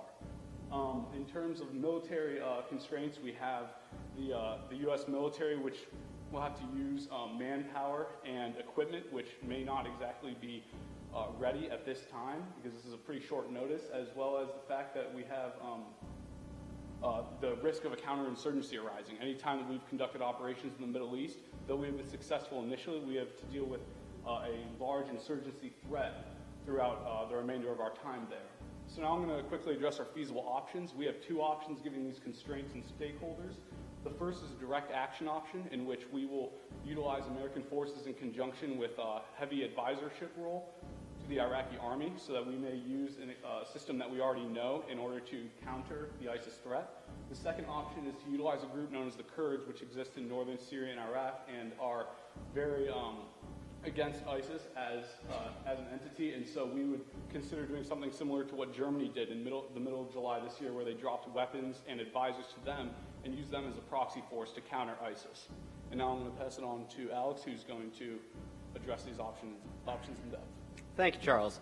All right, Mr. President. So the two options we have available are, like Charles said, to focus our efforts on the Iraqi government or to focus our efforts to arming the Kurds, both of which we need to increase U.S. involvement. No matter what, we have to start some type of campaign using ground forces to roll back ISIS. The problem is the American public doesn't want to actually intervene. So given these constraints, both these options have their benefits and cons.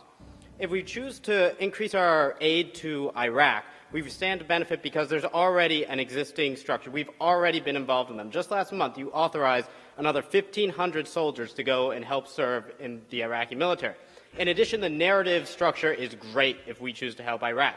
It's the U.S. helping a country that we destroyed little over 10 years ago rebuild and come back and fight and stand on its own. It's a great narrative structure, and it also keeps us from getting involved in a type of long, protracted ground war that the American public is sick and tired of. And lastly, we're familiar with the Iraqi system. We built the Iraqi system. We made it 11 years ago. We know how it works. We know who the players are, and we know who and where to get stuff done. So given those advantages, there are a few disadvantages with choosing to focus on the Iraqi government. On the one hand, we don't want to run the risk of them becoming dependent like South Vietnam did to us in the 1960s. We want them to be able to stand on their own after we leave. But they do need our help now. In addition, there's also the risk of losing material that we give them. When ISIS took the city of Mosul, roughly 600 Humvees and a bunch of other U.S. military equipment fell into the hands of ISIS, increasing their combat capabilities. We don't want the Iraqi military to lose more equipment that we give them. That would be tragic and catastrophic to people in the region. Now, the second option, though, is to arm the Kurds. On the one hand, this presents the benefit of the Kurds are strong, dedicated fighters who hate ISIS, and ISIS hates them. They'll fight with us, and they'll be happy to try and remove ISIS from the region. On the other hand, we don't know exactly what their motives are. We know they want a Kurdistan, but we don't know how far they're willing to go. We aren't familiar with their system either. So there are benefits and cons to each strategy. But taking these into account, we come up with the recommendation that the best option we have available to roll back ISIS and defeat it is to work with the Iraqi government. Next slide, please. Thank you. The first advantage for this is long-term stability. If we choose to work with the Kurds, they will want an independent Kurdistan. We cannot allow another new country to spring up in the Middle East and cause all sorts of ethnic and geographic tension. That will pose a huge threat to future stability in the region. In addition, Turkey does not get along with the Kurds. We need the Turks on our side. The photo up there shows a picture of several Turkish tanks outside the town of Kobani, sitting there as ISIS ransacked the town, and they prevented Kurds from going to the aid of Kurds inside the town. Turkey and the Kurds won't get along, and we need Turkey on our side. Lastly, we can implement this strategy sooner. We already have the infrastructure set up in order to allow us to get quickly get the ball rolling on aid to the Iraqi government. If we try and help the Kurds, we will have to send in people to get intelligence and figure out how to help the Kurds best. We know how to help the Iraqis best. We've been working with them. And by doing that, we can find a good solution to solving this crisis. Now, Emily's going to talk about some of the key points that we can start taking immediately. Great. Thank you, Alex. So a lot of the discussion that we have had so far is about why this policy is the best, but hasn't gotten into how this policy is going to be implemented. We, as military advisors, we know that the United States military is going to have no problem implementing whatever strategy we give them.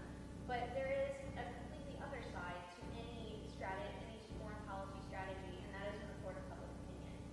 There has been such public backlash over what to do about the U.S. in the Middle East. We've just gotten out of this war that has lasted for so much longer than anyone could have expected it to. And there is a lot of public pushback on any sort of military intervention that we have in the Middle East. We want to really try and address that before we get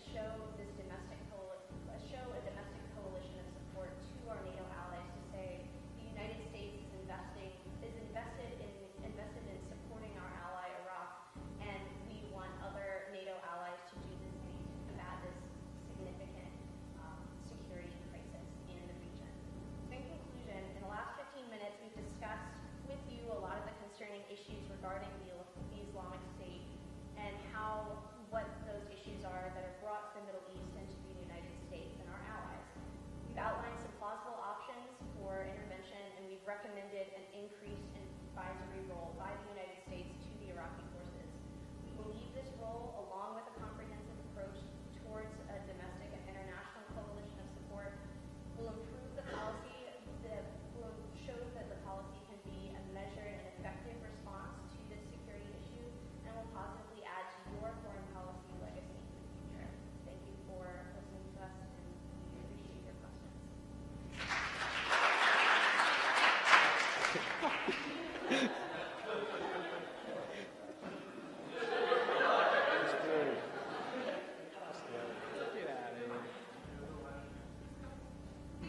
Hi, I'm Patrick Morgan, the Deputy Assistant Undersecretary of State for Conflict and Stabilization Operations.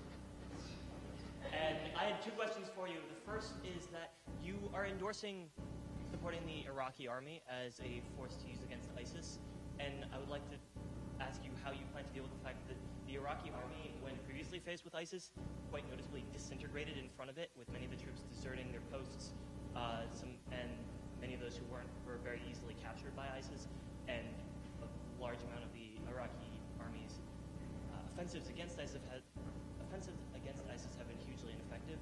And my the second question is that I have no doubt that you are aware, ISIS stands for the Islamic State of Iraq and Syria, and it seems to me that the proposal you're suggesting only deals with half the issue because you have left Syria and ISIS's forces in Syria completely unaddressed by this policy. Thank you very much, Undersecretary Morgan. So we believe that, to answer your first question, the Iraqi army, we believe, disintegrated in Mosul specifically, where it outnumbered the ISIS forces by about 40-1, partly because of secularism within the armed forces.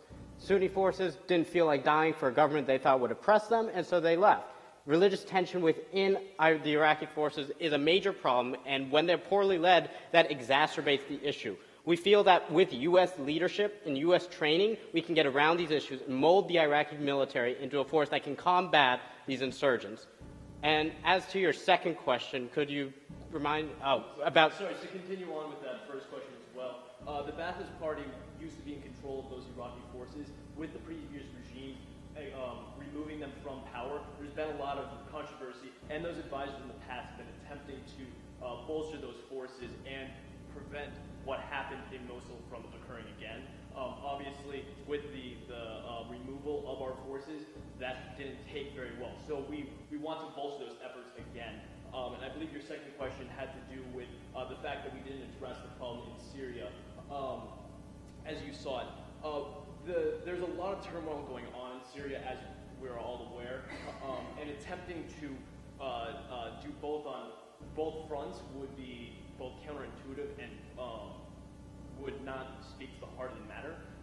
So by focusing our efforts in one area and continuing the airstrikes that are a previous policy in the other, we can curb the effort that they have in those areas, especially with oil fields and places that are getting a lot of money. Also, they have one of their strongholds in Raqqa and other areas of Syria. By making sure that we target those areas with airstrikes, we can continue to curb the threat in those areas, but we need to push the main effort that we're talking about here is pushing them out of the territory that they've gained in Iraq, and then moving on to Syria. Hi, Susan Rice, National Security Advisor. I was wondering if you believe that Iran has any valuable role to play in helping us combat the Islamic State. Yeah, that's an interesting question. When we look at Iran, they've previously requested to work with us in a limited capacity, considering that Iran is a Shia nation and the Islamic State is a Sunni organization. Unfortunately, they have not pushed any farther west. They've only pushed east, as they've seen a weak spot in Syria, considering the civil war. And as of this point right now, their concentration is maintained on Baghdad as well as towards the east of their positions. Right now, Iran doesn't really have an interest in working with us anymore because they don't see a threat any longer. Their military is strong enough to handle ISIS on its own. Now the shock value is worn off from the massive amounts of territory they've gained in the initial months. People have begun to realize that ISIS is not necessarily a threat in terms of military capacity, but far more a threat in terms of sheer terror that they can bring to a population. And so Iran is sort of retreated from that deal that they initially proposed to us, and so we don't see a future working with Iran. Thank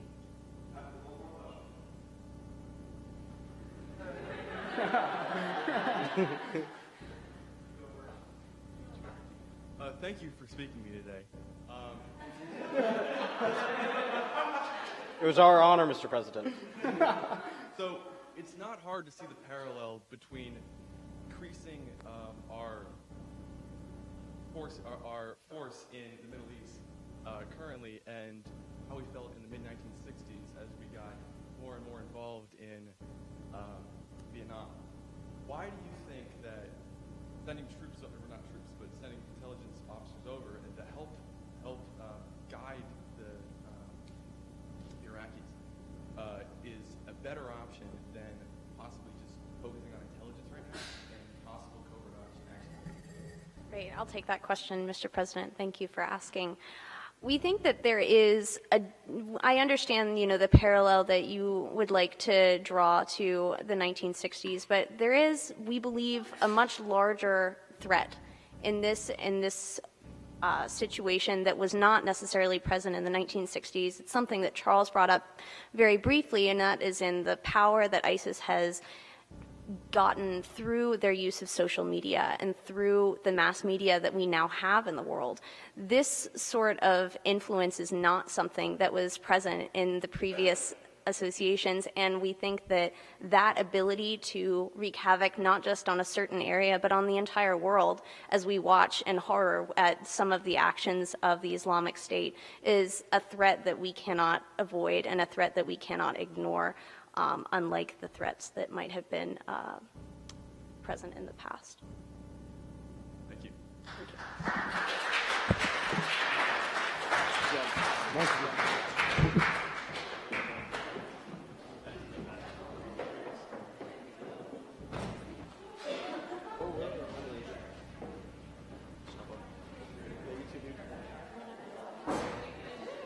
Do we put our own PowerPoint up? Oh, yeah, I think we do. Who's up there? Who's waiting for us? Who's James? Thanks, Bo.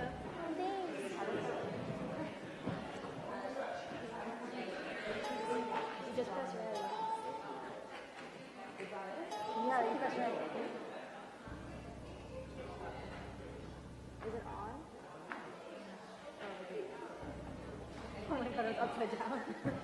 Okay, good to know. Oh, that's it.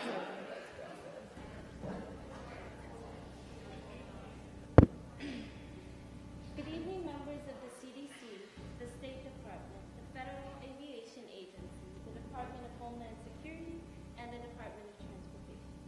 Thank you for joining us here today. My name is Naka, and these are my colleagues Alexis, Mayura, and Blake.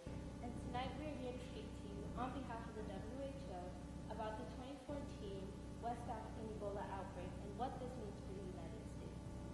Specifically, we want to talk to you about how to handle Ebola patients with possible Ebola patients entering the United States on international flights. We want to ensure that the most effective screening methods are implemented.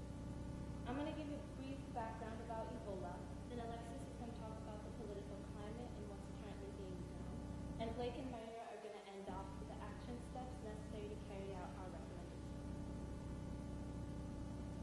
The first few cases of Ebola were identified in 1976 in rural areas of Sudan and the Democratic Republic of Congo. However, this 2014 outbreak is completely unrelated, and it has occurred in West Africa, with the three countries most affected being Sierra Leone, Guinea, and Liberia. As of October, the number of cases reported in Guinea was 2,000, in Sierra Leone it was 5,000, in Liberia it was 7,000, and in the United States it's only been 4. One big misconception about Ebola is that it's extremely contagious, and this is extremely false. Ebola is extremely infectious, but not nearly as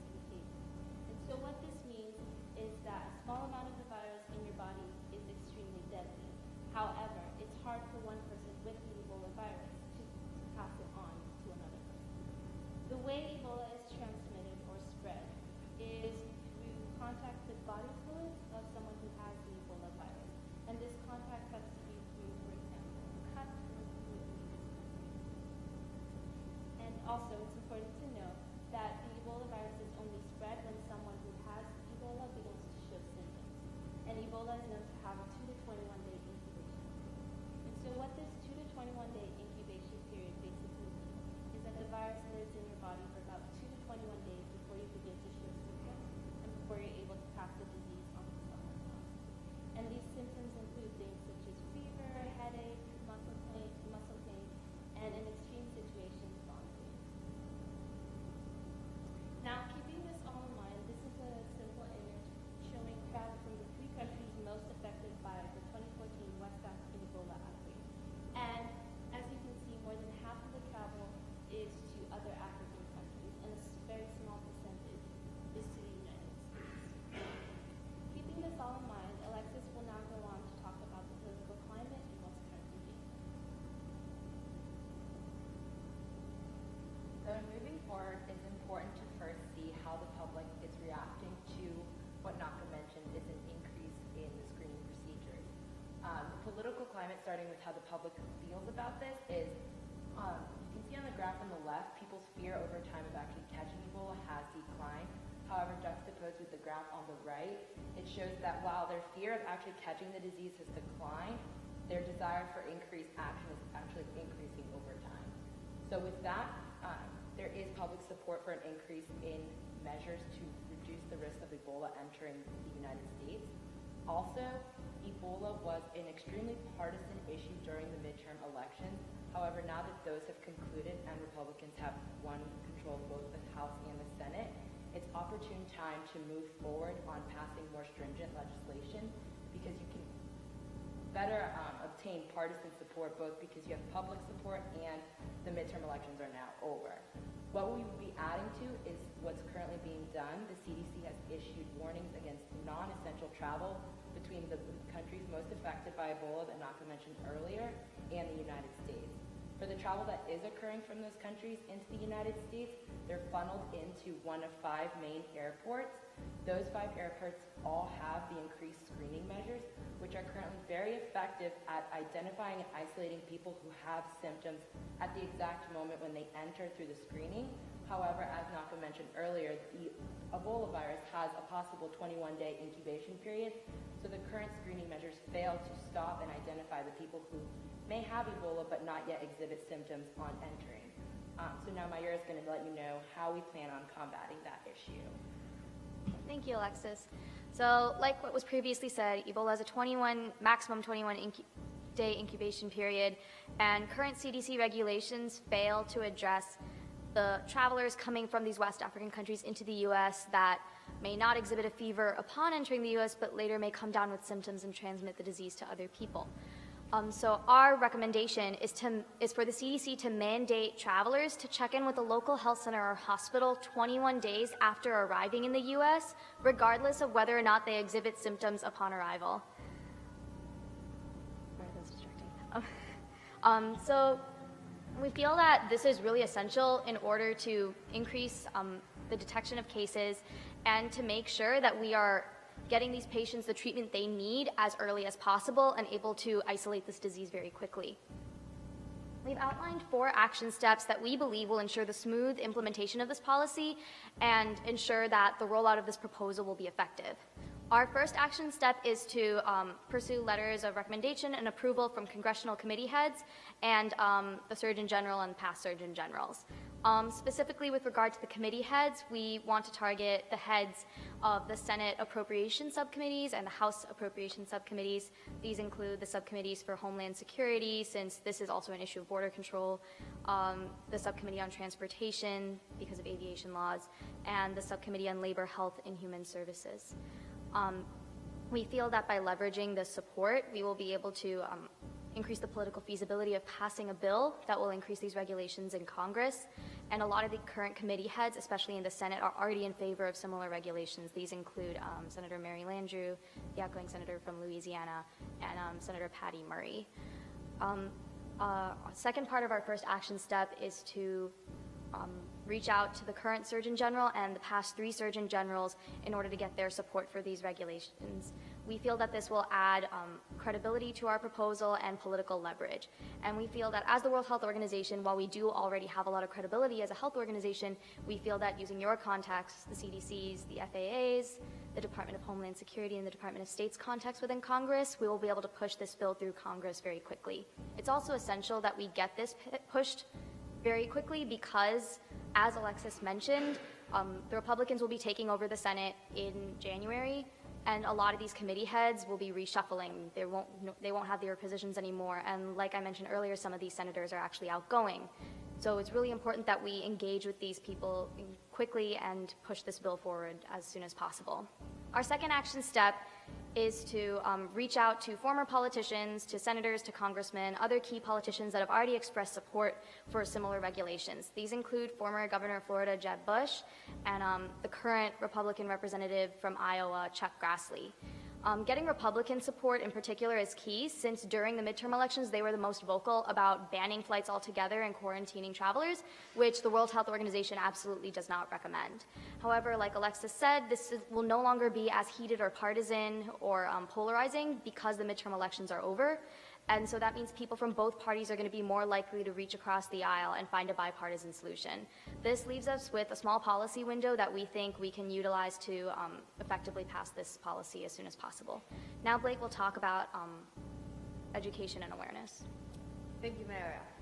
So, once you've obtained all the letters in support in moving forward to facilitate the implementation of the new policy, we recommend that you hold a press conference with the national news media covering the full political spectrum.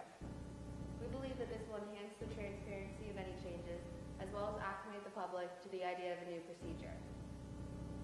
As you educate the public about the new policy, we also recommend you increase awareness about the basic facts about Ebola. To do so, we recommend you engage in a full-scale education campaign. Included in such a campaign would be information explaining the incubation period, emphasizing Ebola as highly infectious but not highly contagious, the symptoms and how it spreads, as well as emphasizing the importance of early detection. This type of information would help to both reduce the sensationalism around this issue, as well as, and most importantly, help individuals recognize the symptoms in themselves and others. We recommend that this campaign be a cross-organizational effort. For example, the Department of Transportation could oversee putting signs in public transportation, such as the metro and train stations. The FAA could have similar flyers in airports, and the CDC could distribute such information in hospitals and other medical centers. A great example of one such sign can be seen here. It's clear, easy to read, and it explains how Ebola is transmitted. We feel that wide distribution of similar materials would greatly serve the public. So, in summary, the problem we see with current screening measures is that they do not provide a mechanism for detecting travelers infected with Ebola who are not yet displaying symptoms and may not display them for up to 3 weeks. Our solution to this problem is to mandate that travelers from affected areas check in at a local health center 21 days after arriving in the U.S., regardless of whether they are showing symptoms upon arrival. Once again, the action steps we recommend are obtaining letters from congressional committees and surgeon generals, engaging with congressmen and senators, holding a press conference to announce any changes, and finally, at the same time, engaging in a full-scale education campaign about Ebola symptoms and transmission. Thank you for listening, and we welcome any questions.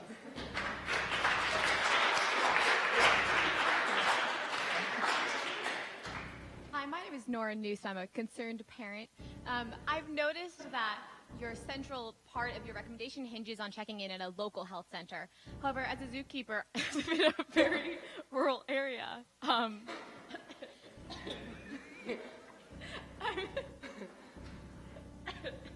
I'm not sure that my local health center has...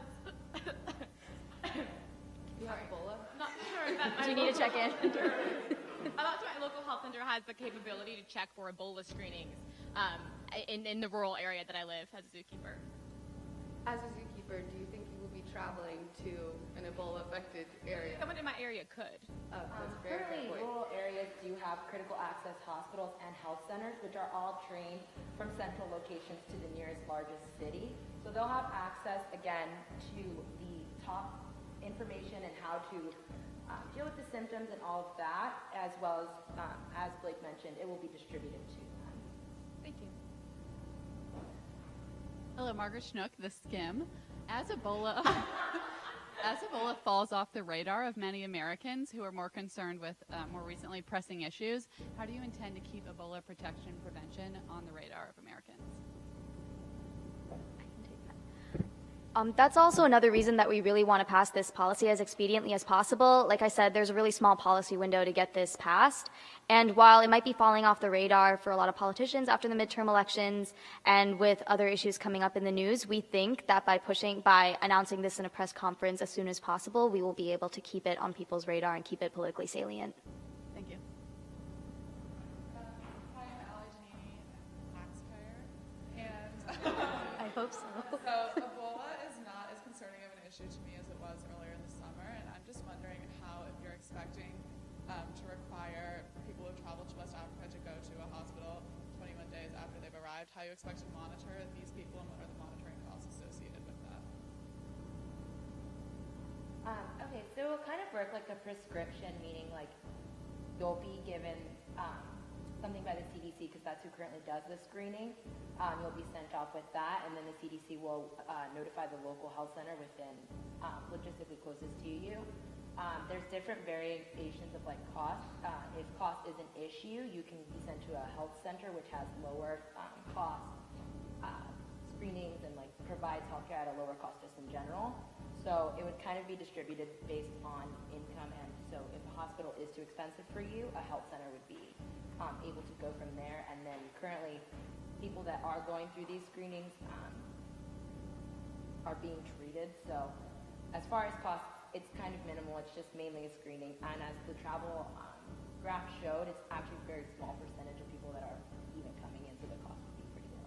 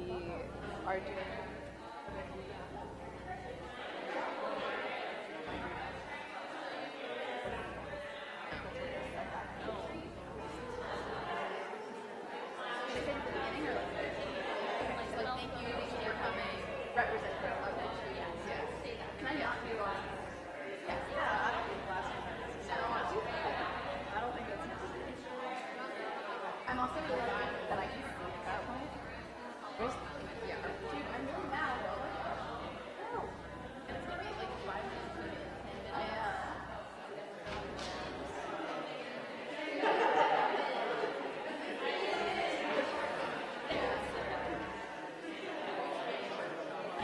Wait, I figured out how to eat.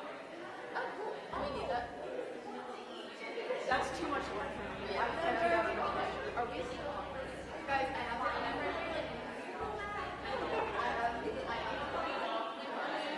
Are you? You're still gonna. Some people pass. You're just gonna prepare it. Yeah. Please send me this. I think this is good.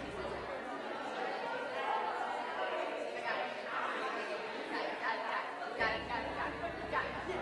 Yeah.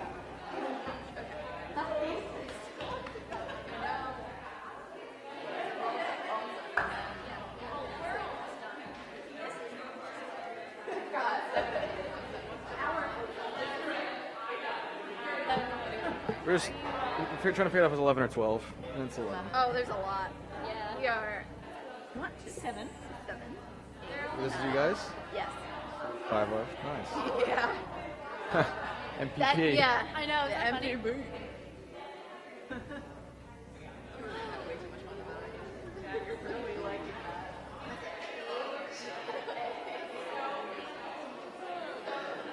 I can't do it. I gotta go. All right.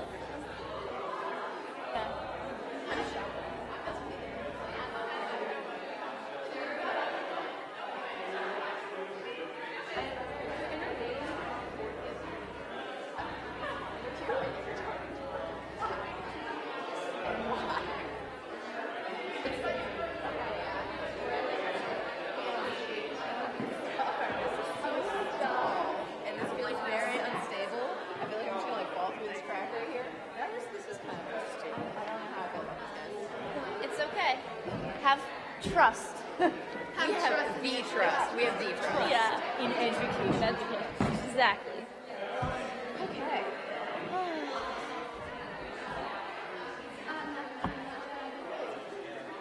Is the camera still on while the break is happening? That's a good question. I don't think I saw anyone like go turn it off. So Yeah.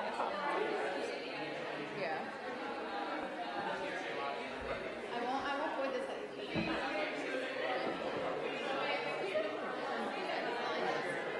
It is.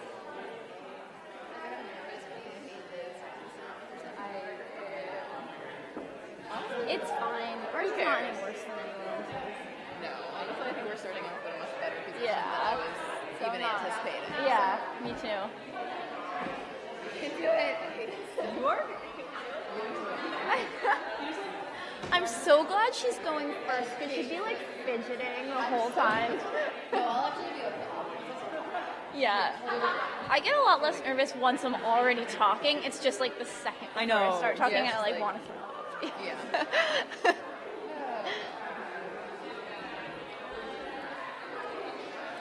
I can't believe she actually said zookeeper. I did not think anyone was gonna do that. I was like, my first idea was to be Obama before they said that in the group meet, and then I was like, oh, this is too much pressure. I can't do it. Yeah. I was like, Susan Rice.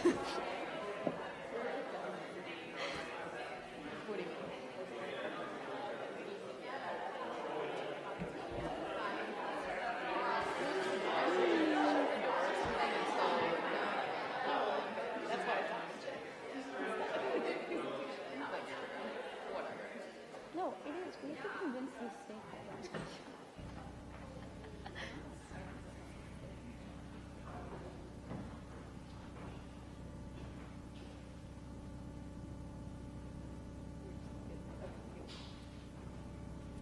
All right, hi everybody. My name is Kaylee. This is Catherine, Gabrielle, and Kat. We're here representing the Education Trust. So we're here to talk to you today about the rising gap in education attainment for low-income versus high-income students. In the 1950s and 60s, race seemed to be more consequential than family income in determining educational achievement. However, family income appears far more determinant of educational success than race nowadays. The gap in standardized test scores between wealthy and low-income students has grown by nearly 40% since the 1960s, and it is now double the testing gap between black and white children. Income achievement gap has been large when children enter kindergarten, but doesn't seem to really affect middle school and high school achievement rates. However, there is a very large impact on long-term rates. High-income students complete college degrees at a level of about 55%. However, low-income students complete college only at a rate of about 9%. This has only increased about 5% since 1989, which is a shocking statistic. So who are we? The Education Trust is a nonprofit. We were founded in 1996. We believe in the power of education to close the gaps that separate low-income students and students of color from other young Americans. These long-standing gaps in opportunity, achievement, and attainment have roots both inside and outside of the schools. So our goal here is to secure $50 million in appropriations from Congress in order to improve teacher quality. Why teachers? Teachers often fill the gap where parents are unable to because of time constraints because they must work long hours. So early life conditions and how children are stimulated play a very, very important role in predicting and attaining achievement, graduation rates, college attendance, and future job production. So the solution here. How are we going to do this? We're going to provide a competitive grant to 5 states with the goal of eventually increasing the number of states if successful after 4 years. Is this possible? Education policy is controversial, we acknowledge that. And you as our stakeholders must know that, the representatives from the Foundation for Excellence in Education and the National Education Foundation. However, conservatives want education policy to be the sole response of the state, and we recognize this. But our policy proposal allows great state discretion for federal funds. We just provide a broad outline of exactly how to improve teacher quality with these competitive grants. So what can you do for us today? In order to pass this legislation and begin the process of the application for states, we have identified 3 separate strategies with which we could use your help. First of all, we hope that you will meet with supportive Democrats in the House Appropriations Subcommittee on Labor, Health, and Human Services, Education, and related agencies. Secondly, we hope that you will participate in a letter-writing campaign to other legislators, providing them statistics, information on the extent of the problem, and why our policy proposal can be truly effective. Lastly, we hope you will help us at the Education Trust organize a large advocacy event to promote public awareness and inform the public of our mission. So going forward, Catherine will discuss our political climate and sources of support and opposition for the bill. Gabrielle will then discuss the details of our recommendation in the state application process. And then Kat will close with our political strategy and more information on the 3 things we need from you moving forward. Thank you. So the political climate is largely shaped due to the most recent election, in which Republicans took control of both houses of Congress. In the next Congress session, they will hold 53 Republican seats in the Senate with 1 race pending, and 244 in the House with 5 races pending. This gives them a majority in both houses, which is problematic due to the traditional Republican stance in favor of small federal government and larger state purview over their own interests. Specific to education, this is particularly troublesome because Republicans believe that states are the best people have the best position to show and make legislation for the specific conditions in their state, whereas the federal government is too far back to accurately legislate for them. And additionally, education policy in and of itself with the Common Core controversy is particularly troublesome. However, we're anticipating a good deal of support outside of Congress from activists, chambers of commerce, and schools themselves, as this policy will hopefully increase education quality across the board and improve student achievement and just generally brighten the nation's future. Additionally, from a more Republican-favored economic viewpoint, the increase in school quality will also increase property values in school zones, which is favorable to Republicans and other conservative-minded people across the board. So we're anticipating a good deal of support regardless of partisanship. The main opposition, aside from conservatives, will be teacher unions, as they have traditionally disliked being constrained and any type of performance-based review that could affect pay, tenure, or job security, which will inherently be part of this bill. So Gabrielle will now speak about the specifics of our recommendation. Thank you, Catherine. So the most effective way that we can improve teacher quality would be through an unfunded mandate in which states would be required to collect and report teacher quality data and compare it to student achievement data. And they would also be required to use all their Title II funding, which is the Fund for Teacher and Principal Recruitment, toward addressing teacher quality deficits. And they would be forced to address these quality deficits by either retraining or replacing teachers. But as the political climate is such that Catherine just described, this would be a politically infeasible option because a lot of politicians wouldn't support the idea of compelling states to do something. And so instead, we're proposing an incentive system in which we are requesting an appropriation of $50 million from Congress that we would give to 5 states with the explicit goal of improving teacher quality in K through 8 schools. And this would go to impoverished schools. A state's application must propose a standard teacher evaluation system with the following criteria.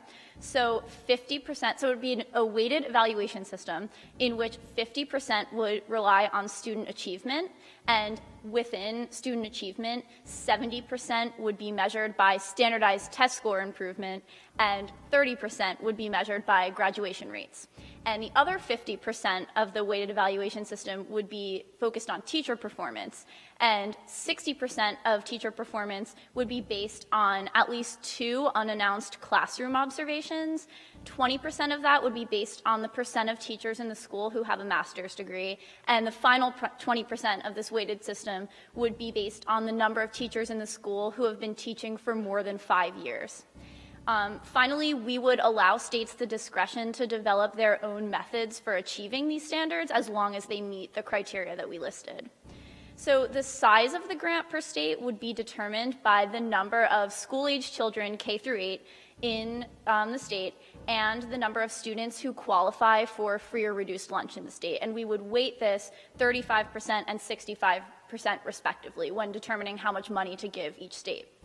At least 10 schools in the state must be selected to receive the grant, and these schools must have demonstrated need by having over 50% of the students qualify for free or reduced lunch. States can pre-select these schools and include them in their application, or they can choose these schools after they already receive the grant money. Once the state receives the grant, they're also required to match the funds, and they must use the funds toward either retraining teachers, raising teacher salaries, or replacing and rehiring teachers. In order to maintain objectivity, we will bring in an outside consulting firm, Deloitte, to conduct the evaluations. And initially, schools will receive a diagnostic evaluation before they go through this process from Deloitte, and Deloitte will then conduct evaluations every year for 4 years. At the end of the 4-year period, Deloitte will compile a report used to monitor progress by comparing it to the original diagnostic evaluation, and will present these findings at a national education conference. And if this is successful, our goal is to eventually restart the application process in more states and expand this nationally. Kat will now tell you about the strategy we plan to use. Thank you. So we plan to target the House Appropriations Committee, specifically the Subcommittee on Labor, Health and Human Services, Education, and Related Agencies. As Gabrielle mentioned, we will need an appropriation from Congress in order to fund the grant outlined in the bill. We see the House as the biggest challenge to getting this bill passed, given its composition. So we plan to start there first, because we would like to avoid failure further down the road after already having put in effort. So we need a majority of the subcommittee to recommend that this bill move forward to committee. So there are 12 members. That means we need 7 members to support it. There are 7 Republicans and 5 Democrats. The composition likely won't change in the next session, so we plan to move forward assuming that the composition of the subcommittee will remain the same. So we plan to guarantee the support of all 5 Democrats and win the support of 2 Republicans that we thought were most likely to be swayed.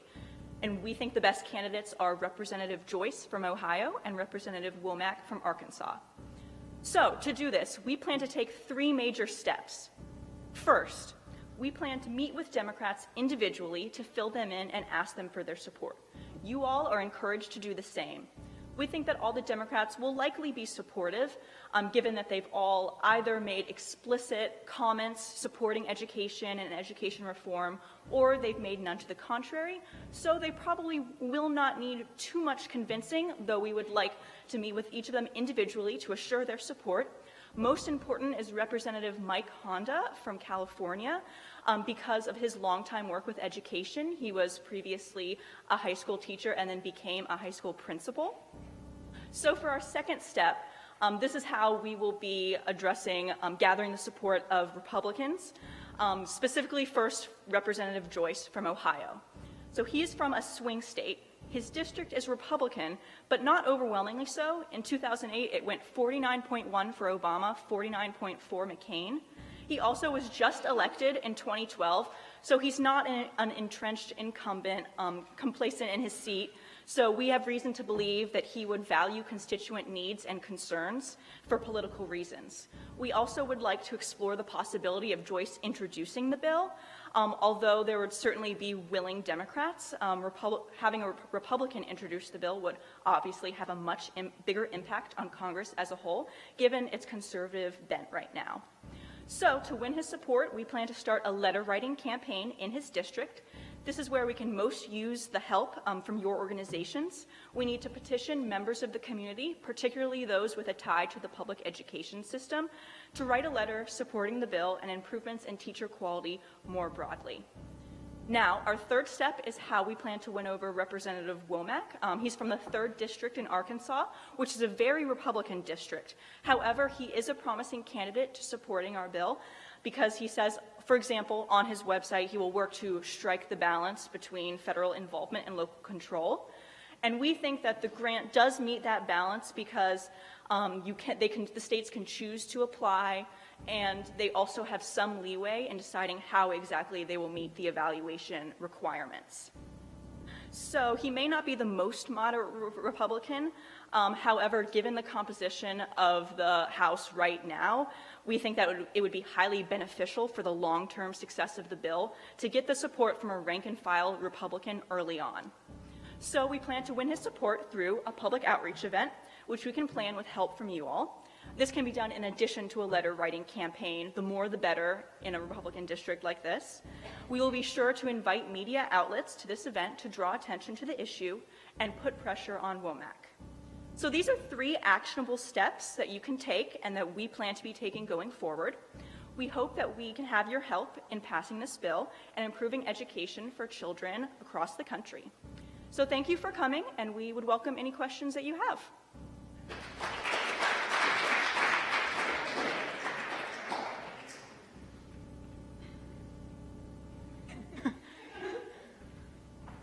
Hello, my name is Mayura Iyer, concerned parent.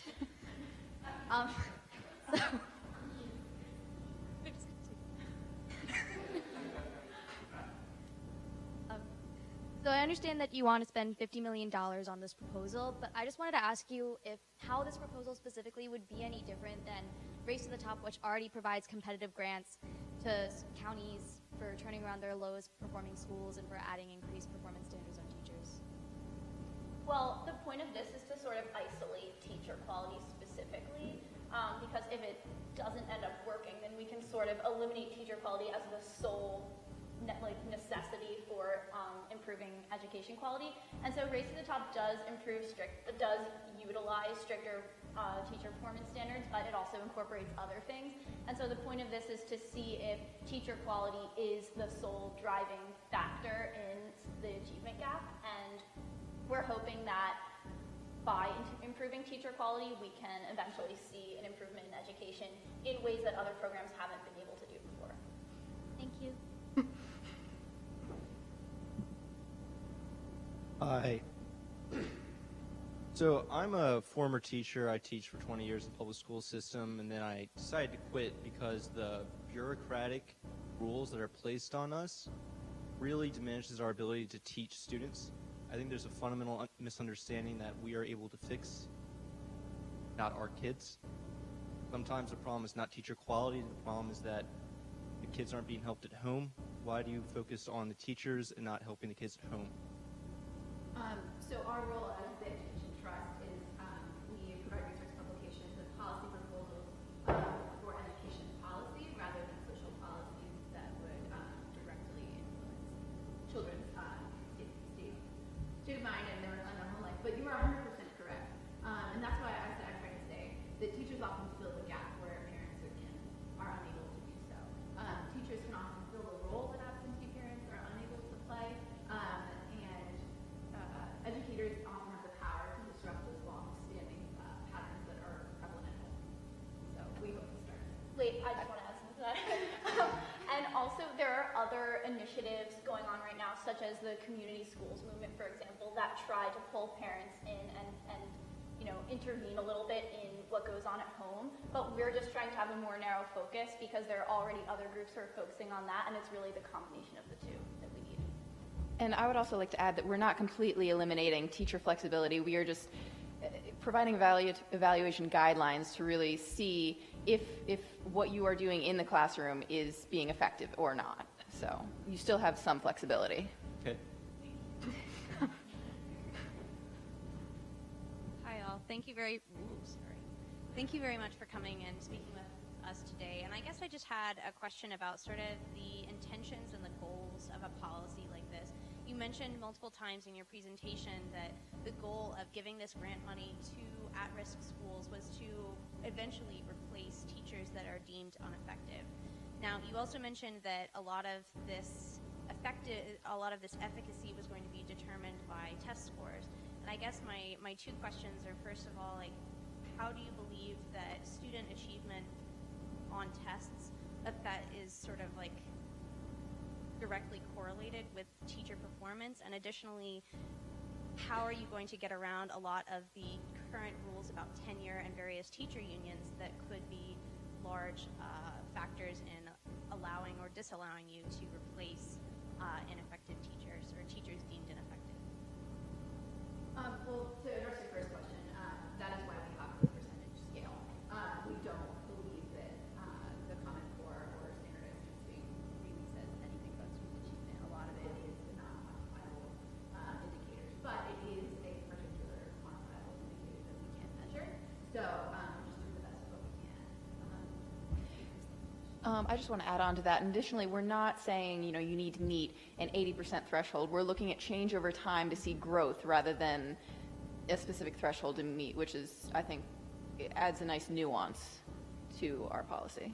And as for the second question, obviously teachers' unions could be a formidable opponent to this. However, it comes down simply to political power, and they have that influence over policies like this due to their influence over Democrats, largely, politicians. And while I think that it is important to take their needs into account, I think that at this point there's been enough data to show that teacher quality systems like we have been describing do make a difference for kids. And given that Democrats are generally the ones who are influenced by teacher unions, they are also the ones who are probably most concerned with social equality as well. And this has been shown to improve social inequities in children's lives by giving them a chance to succeed in education. So teacher unions are, of course, they do have a big impact in this arena, but they're not necessarily an unsurmountable opponent, especially if we frame it in a positive way. This is an opportunity to reward good teachers, not punish bad teachers.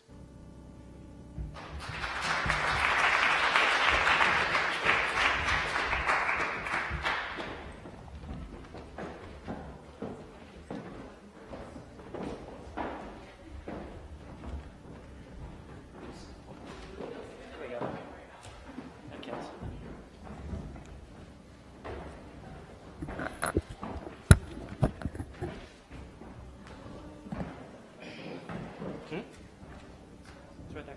TJ.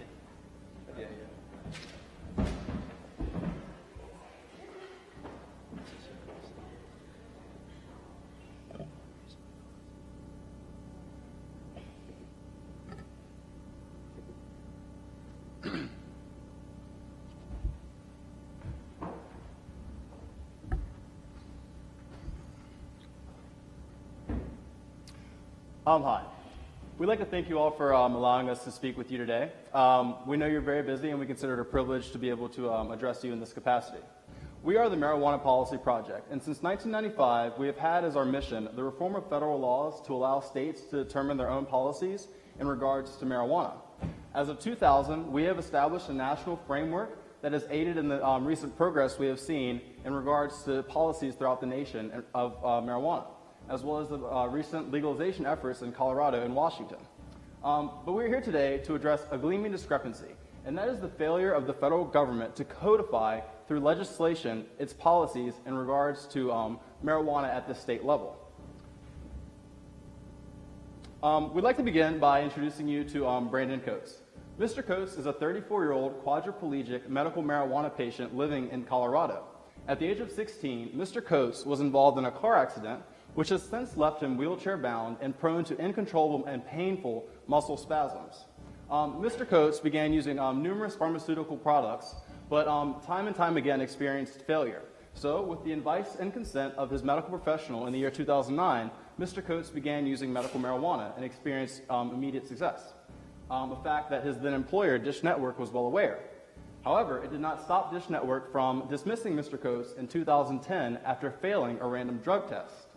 Dish Network fired Mr. Coates for legally alleviating his pain within the confines of his home. Since his dismissal, Mr. Coates has been battling in the court systems within Colorado, citing Colorado state laws which declare that it is illegal for a company to dismiss an employee for engaging in legal activity while not on company grounds or while on the clock. However, Mr. Coates is operating in a legal gray area because, yes, it is indeed legal to consume medical marijuana in Colorado. However, it remains illegal at the federal level, a fact that Dish Network's attorney has been all too quick to point out. So, due to this discrepancy, individuals such as Mr. Coates, who has received numerous accolades during his 3-year tenure at Dish Network, as well as countless other private citizens who exercise their rights under state law, face the possibility of being fired from their jobs. So this really gets to the heart of the issue here, which is that the current discrepancies between federal and state marijuana laws create a legal gray area in which individuals exercising their rights to consume marijuana under state laws run the risk of being prosecuted at the federal level. So, these employers are citing a piece of 1970 legislation known as the Controlled Substances Act, which defines marijuana and THC as a Schedule I substance, having a high possibility for addiction, abuse, and no medical benefits. Possession, consumption, or distribution of which can result in jail time, fines, or a combination of the two. Since the 1970s, the Justice Department has postured numerous times in regards to their enforcement of this legislation. Most recently, Eric Holder's 2013 announcement declared that the Justice Department would not pursue private individual consumption of marijuana, instead choosing to focus on high-volume narco-traffickers and the externalities associated with this practice.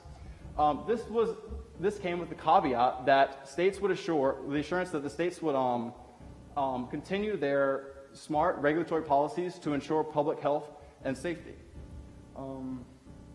So currently, 35 states have taken steps at varying degrees to provide for medical marijuana under state policy, 18 of which have decriminalized, and 2 of which have actually taken steps towards full legalization. All of these states, it's good to point out, are in direct defiance of federal law. This brings us to you. We asked the 7 of you to meet with us here today because we believe that you represent a coalition of congressmen, both Democrats and Republicans, who are all committed, who represent constituencies from across the country, but who have all been outspoken advocates for reforming marijuana policy. Some of you, such as Representatives Blumenauer and Paulus, represent states such as Oregon and Colorado, which have liberalized their marijuana laws. Others, such as Representatives Stockman and Griffith, represent states such as Texas and Virginia, which haven't, but who have still been outspoken advocates for changes in marijuana policy. We believe that the 7 of you represent the key players in federal marijuana legislation, and that together you have sufficient political mass to bring about meaningful policy change. The way we see it, there are 2 possible avenues open to us if we're trying to harmonize state and federal marijuana policies. The first is full federal marijuana legalization. In 2013, the House Resolution 499, the Ending of the Federal Marijuana Prohibition Act, was proposed.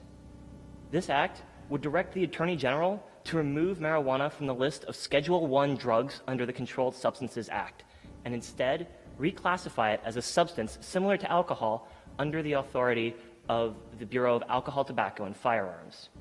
Some benefits to a policy like this would be removing some of the difficulties associated with regulating marijuana trafficking across state lines and the distribution of marijuana across different jurisdictions. Additionally, there is the possibility of tax revenue from the regulated sales of marijuana that could provide a revenue stream for states that would help to balance state budgets. An alternative policy solution would be to give precedence to state laws over federal policies. In April of 2013, Representative Rohrabacher proposed the Respect State Marijuana Laws Act, also known as House Resolution 1523. This act would prevent the federal government from enforcing the Controlled Substances Act, the prohibition of marijuana, where it is made legal by state law, allowing full decriminalization of marijuana in that state and recognizing the state's rights to decide this issue for themselves. In states that have not liberalized marijuana laws, federal policy would remain in effect. States that want to liberalize can do so without the fear of federal intervention, and those that don't can maintain the status quo. We here at the Marijuana Policy Project endorse H.R. 1523. While we support the idea of marijuana legalization at the national level, there simply isn't a policy window yet for that kind of legislation. The political will to legalize marijuana at the national level just isn't there yet, and states have been experimenting on their own in decriminalization and legalization policies. Now, part of what makes H.R. 1523 such an appealing piece of legislation is its simplicity. The act would add this short section of text to the end of the Controlled Substances Act, stating that notwithstanding any other provision of law, the provisions of this subchapter related to marijuana shall not apply to any person acting in compliance with state laws relating to the production, possession, dispensation, distribution, administration, and delivery of marijuana. This bipartisan bill represents a common sense approach and establishes the federal government's respect for all states' marijuana laws. By keeping the federal government out of the business of criminalizing marijuana activities in states that don't want it to be criminal. So in summary, this sensible piece of legislation would modify the Federal Controlled Substances Act so that any individual acting in compliance with state law would be immune from federal prosecution, and any marijuana business, medical or not, operating in compliance with state law would also be immune from federal prosecution. So in order to have this bill pass, it has to go through both the House Judiciary Subcommittee on Crime, Terrorism, Homeland Security, and Investigations, as well as the House Energy and Commerce Subcommittee on Health. Since 2013, H.R. 1523 has stalled in both committees. Here at MPP, we feel there has been little action on this bill because of a lack of concern from constituents and therefore from policymakers. We aim to stimulate the public support through media campaigns in your districts in order to motivate congressional action. Right now, both political parties co-sponsor House Resolution 1523, and this is a high time to pass the policy. By demonstrating our commitment to the legislation and with combined efforts to the coalition, we can mobilize the necessary social and political support. So what is it that's so important about respecting state autonomy? Well, there's many benefits to experimentation. Allowing states to uninhibitedly adopt legalization policy will provide insight into what methods are best. Let's look at Washington and Colorado quickly. Both adopted policies that differed among who can cultivate and who can sell. It's known from alcohol prohibition that separating the two reduces abuse, but will this also be true for marijuana? There's also very limited research regarding the effect of legalization on crime and accident rates. Changing the federal language would allow states to collect this data and then make evidence-based decisions in the future. There's also a monetary stamp we could put on this. Let's look at the opportunity cost of nearly $50 billion annually states could earn by having liberalized policies. In Colorado alone, they're bringing in $7 million a month from recreational and medical marijuana taxes. And just in August of this year, recreational sales surpassed medical. This is a growing market that could have great future benefits. We also see decreased expenditure on incarcerations. The government, to enforce their prohibitive policies, is spending nearly $16 billion annually to do so. Recognizing state laws would enable the government to focus their efforts on drug cartels and more threatening issues. You can also see harmonization in these policies that would help both the individual and the government. Just take the case of Brandon Coates, in which you saw a law-abiding individual and the government incurring senseless costs fighting over conflicting language. There's also medical benefits that would free the medical community. Despite opposing marijuana for medical use, there have been no trials under the auspices of the FDA that have directly compared medical marijuana to traditional painkillers. Allowing states to freely adopt medical marijuana policies or other liberalization would enable these tests to be conducted, which would substantiate the support that the medical community has expressed. So as you can see, there's a range of benefits, both economic and health, and for reasons to respect state autonomy. I now hand it to my colleague Retzi to discuss our plan of action. Thank you, Trevor, and I will be discussing our plan. So moving forward with the incoming 114th Congress, it is crucial that we utilize this policy window during the lame duck session to revive H.R. 1523. We must capitalize on the recent wave of public support for our legislation. Currently, this support has only been expressed through state laws and state ballot initiatives, yet has remained fairly stagnant at the federal level. Here at MPP, we believe that we have the ability to mobilize the public support, about 56% of the majority, as well as 63% of doctors who support decriminalization at the federal level through a national media campaign directly targeted at these very individuals. Moving forward, we believe that our combined efforts, as well as a partnership with 4 specific interest groups, including BOTEC, NORML, Yes on 91, and a coalition of experienced doctors and economists, can generate the necessary momentum to see that H.R. 1523 leaves committee and is voted on in the House.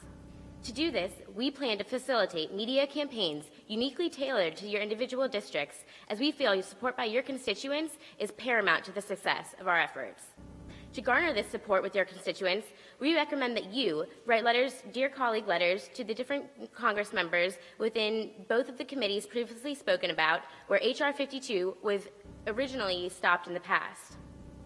Furthermore, we will supplement our implementation plan by pressing renowned physicians and economists to support legalization and ask them to reach out to fellows, colleagues that also support our policies and write to their Congress members in support. We've already developed relationships with distinguished physicians in these efforts. Jonathan Norman Adler and James Colbert both contributed to a New England Journal of Medicine publication that indicated that 76% of physicians support medical marijuana laws. We have also developed relationships with the renowned Sanjay Gupta.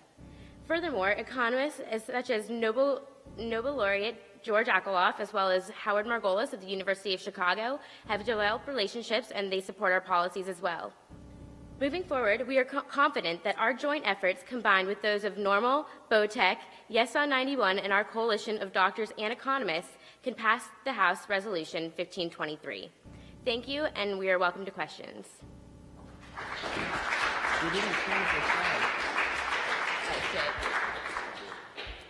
Hi, thank you all for presenting.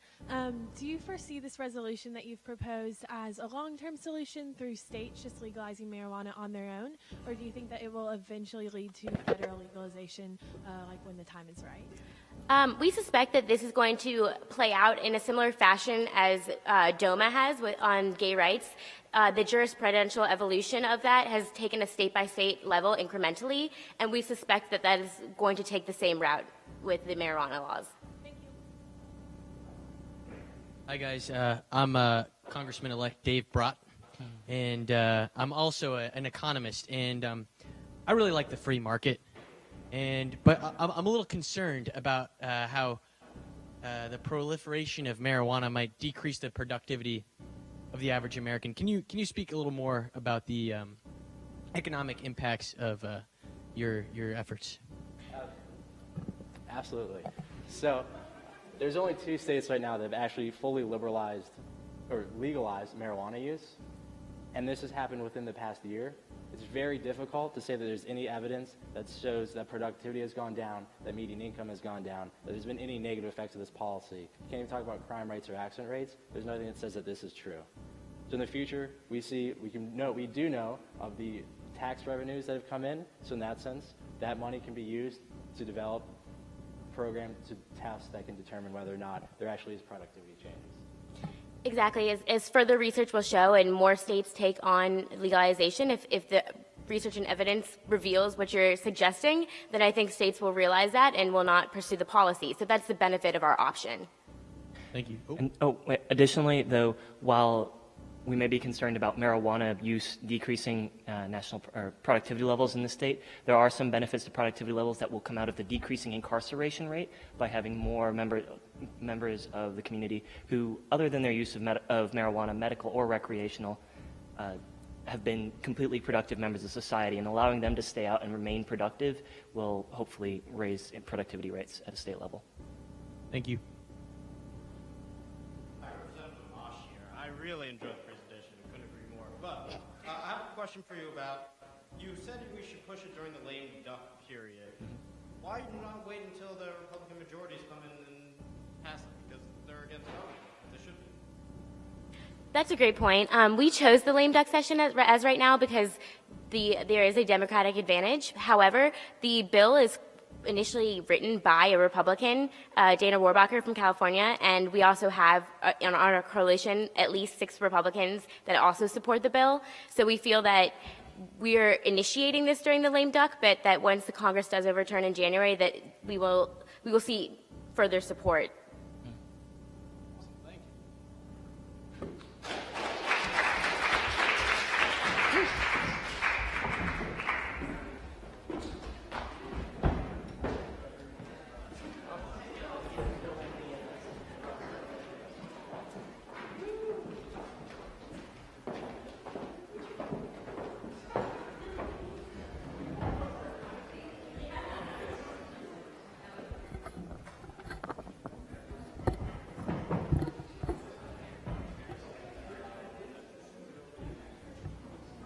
Oh yeah, just leave it there.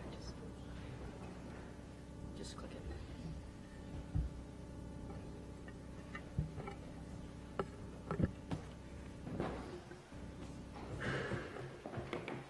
All right. Thank you for joining us at the all-staff meeting this evening. My name is Daniela Epler, and sitting beside me is Emily Snow, Ann Jordan, and Margaret Schnuck. As you know, we are part of the Legislative and Housing Affairs team, and we are going to be discussing our renewed strategy for increasing the number of low-income families assisted by the federal rental assistance programs. First, we will discuss the 3 main programs. Then we will discuss our recommendation for the reallocation of resources towards the Housing Choice Voucher Program, then our strategy and the implementation of this policy. According to our research, 3 in 4 low-income families do not receive the assistance that they need. The median monthly income in the United States is $1,150, and the median monthly rental cost is $1,010. This leaves families with only $140 for the rest of their expenses per month. Luckily, there's assistance to help these people in these types of situations. However, as I mentioned, this assistance does not nearly serve the amount of families that need this help. Now I'm going to describe how federal rental assistance works. 90% of the people that are assisted by these programs are assisted by the following 3 programs: the project-based program, the public housing program, and the Housing Choice Voucher Program. All these programs are overseen by the Department of Housing and Urban Development, also known as HUD. The first program is the project-based program. In this program, private owners are contracted to rent some or all of their units in their housing developments to low-income families. HUD makes payments to these private owners rather than to the tenants to make housing more affordable to low-income families. As of 2013, 2 million people were being served by this program, and the majority of these people were elderly or people with disabilities. The second program is the public housing program. In this program, families are placed in publicly funded or administered housing developments, and in 2013, HUD had 1.12 million public housing units. Funds allocated to this program went directly to the maintenance of these housing units. The third program is the Housing Choice Voucher Program. Unlike public housing and project-based programs, vouchers are tenant-based assistance, meaning that the subsidies go directly to the renters. These vouchers are given to low-income families correspond directly to those families' needs, and they use these vouchers to help pay for their rent or mortgage per month. 75% of the households admitted to this program each year must not exceed an income over 130% of the local median or poverty line. And the families get to choose where they live as long as their housing meets a minimum standard requirement in order to ensure that these families are receiving appropriate housing. These vouchers are used almost like a food stamp in that the vouchers are used to increase the family's monthly budget. Despite the existence of these three programs, it remains problematic that so many low-income families are not receiving the assistance that they need. Therefore, it is crucial that we find a way to better serve a greater portion of these families, especially as families' needs have risen over the past decade. Now we will discuss how to most effectively increase the number of families receiving federal rental assistance. We recommend a revenue-neutral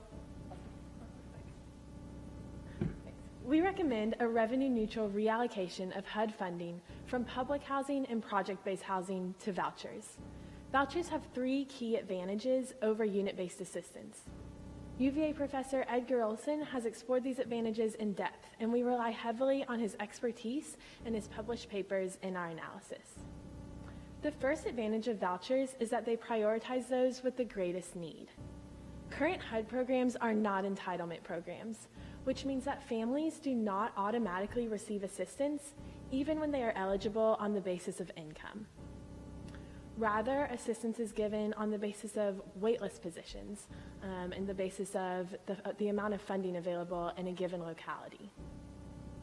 This means that two families who have the exact same real incomes can receive very different levels of help. One might be placed in a nice housing project while the other receives no assistance whatsoever. Clearly, we need to address these systematic inconsistencies.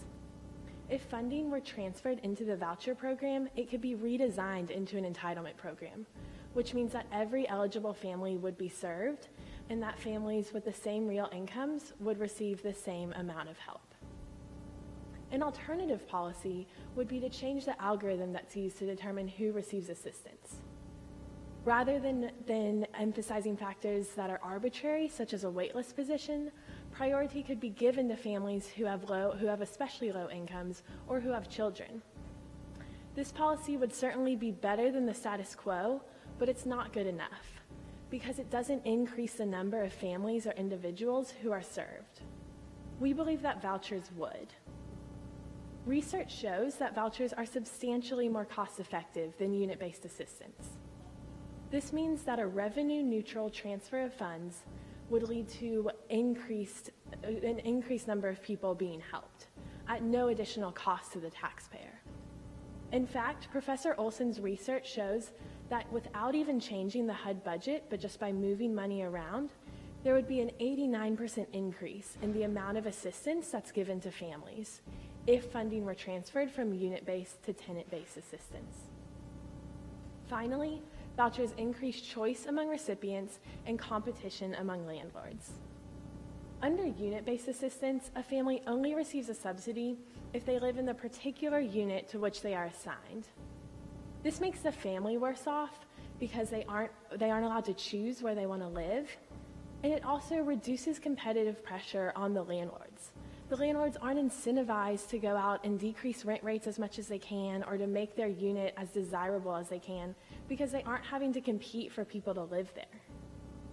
Vouchers, on the other hand, would restore this choice and competition by allowing tenants themselves to choose where they live, so long as their dwelling unit meets minimum standards. The change that we propose will not happen overnight. Currently, many families are served by public housing and housing projects, and it simply wouldn't be fair to ask them to pack up and move. Rather, we will continue to provide unit-based assistance to those families for as long as they are eligible. However, all new recipients of housing assistance will be served by vouchers. The voucher amount will be personalized to each family based on their adjusted gross income, as well as the cost of living in their particular locality. The implementation process that we propose is a gradual one, but we believe that the time to start is now. With Congress in the middle of a lame duck session, I think we can all agree that we shouldn't expect any substantive policy changes until the new Congress is sworn in.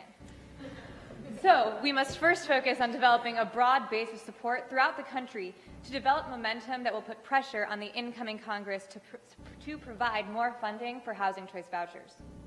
To do this, we must mobilize actors at the district, state, and national level.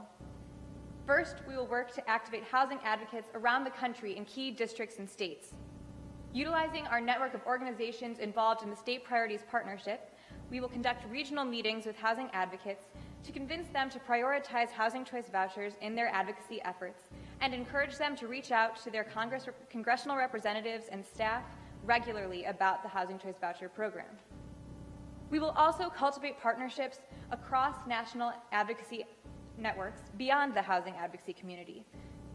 We can jointly emphasize the impact of housing choice vouchers because it really does offer substantial solutions to problems far beyond housing, including child welfare, homelessness, and veteran services. But none of these advocacy efforts can succeed without media attention.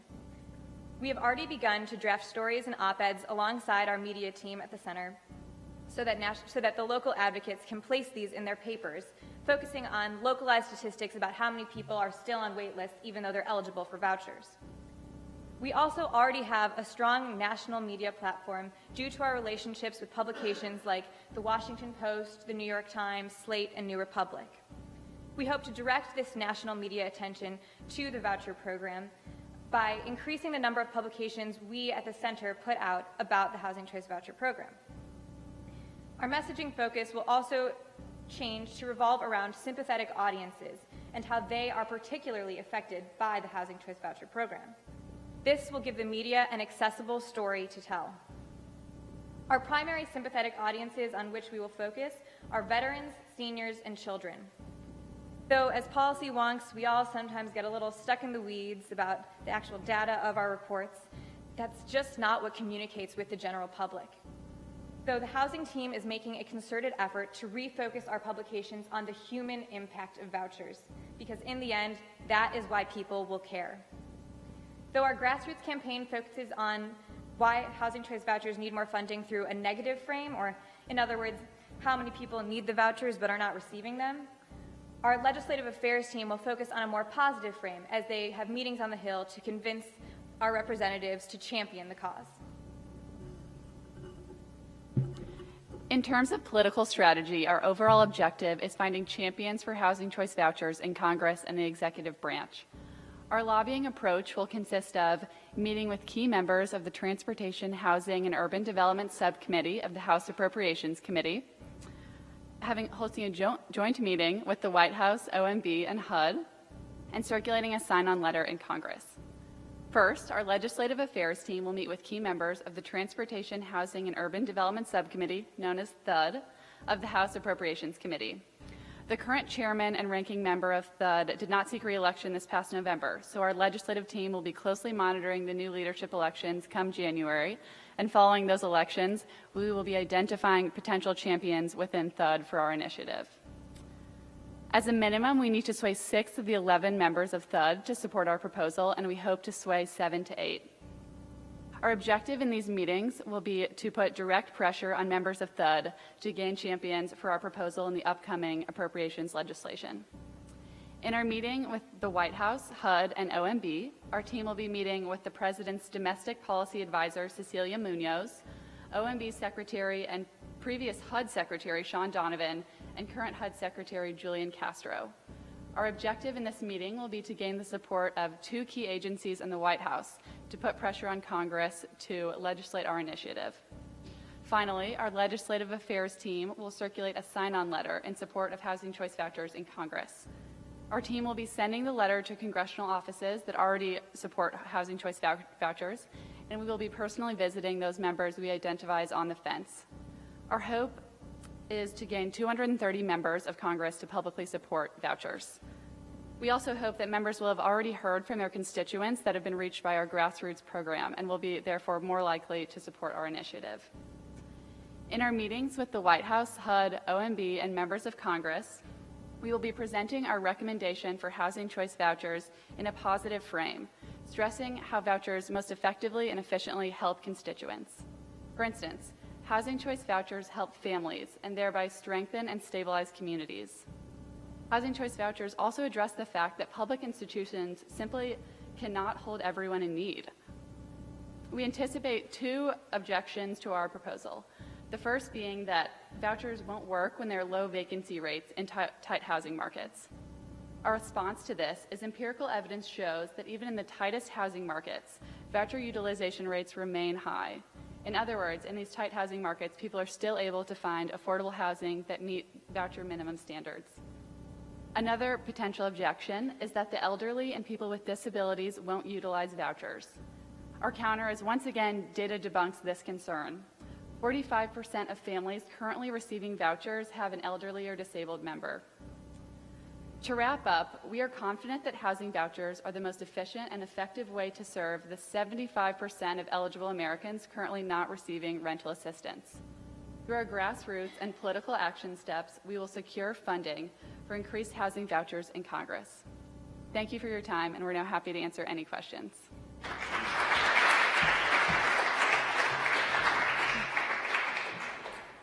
Hi, my name is Matt, and I'm a concerned citizen.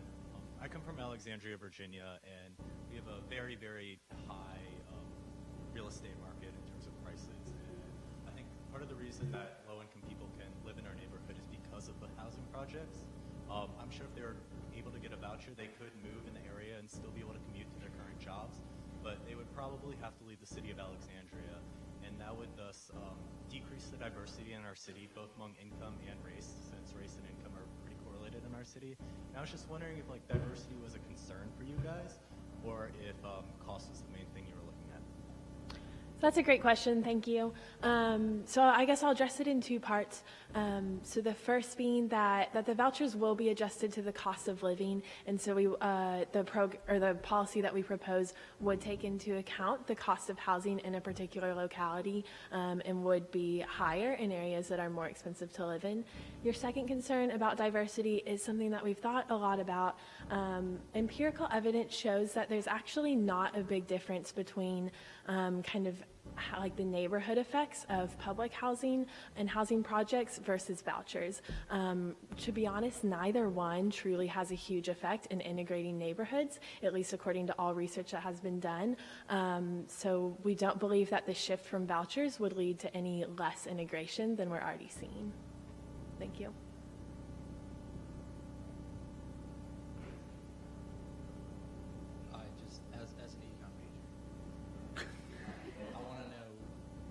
Justify a voucher versus possibly just, or is someone not better off by just getting money versus a voucher, which maybe taxes it?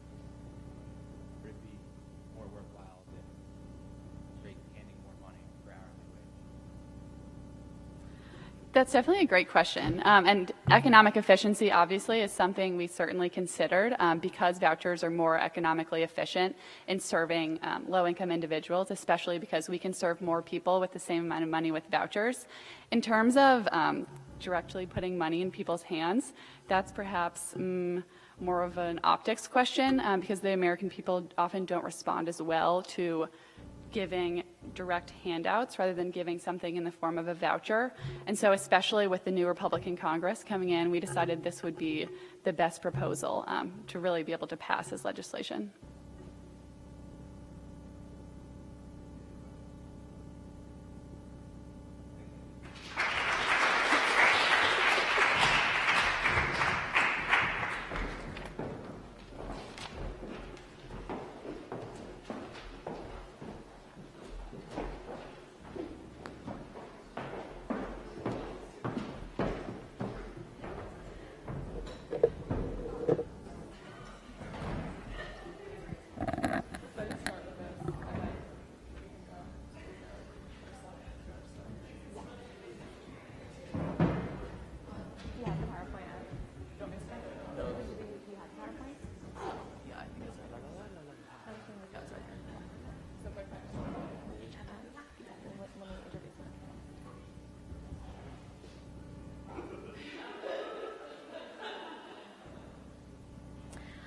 Hi, everyone. I'm so glad that you're all able to be here today for our stakeholders meeting. We are Mothers Against Concussions, and we're really excited to be presenting to you about an issue that is really close to all of our hearts. In order to get started, because we are going to be talking about football today, we wanted to start off with a little compilation of some great moments in football.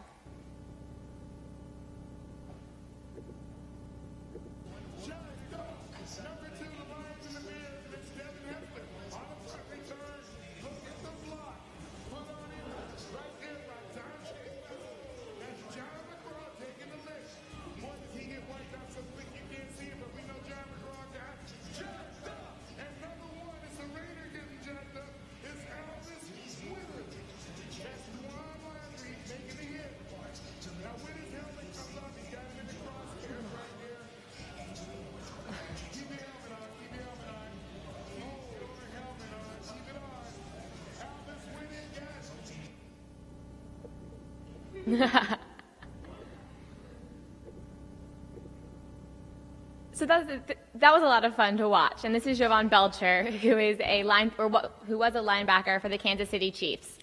And he was a part of a lot of those kind of hard hits where they're having a high impact, especially on their head, especially you saw the one player whose helmet came off.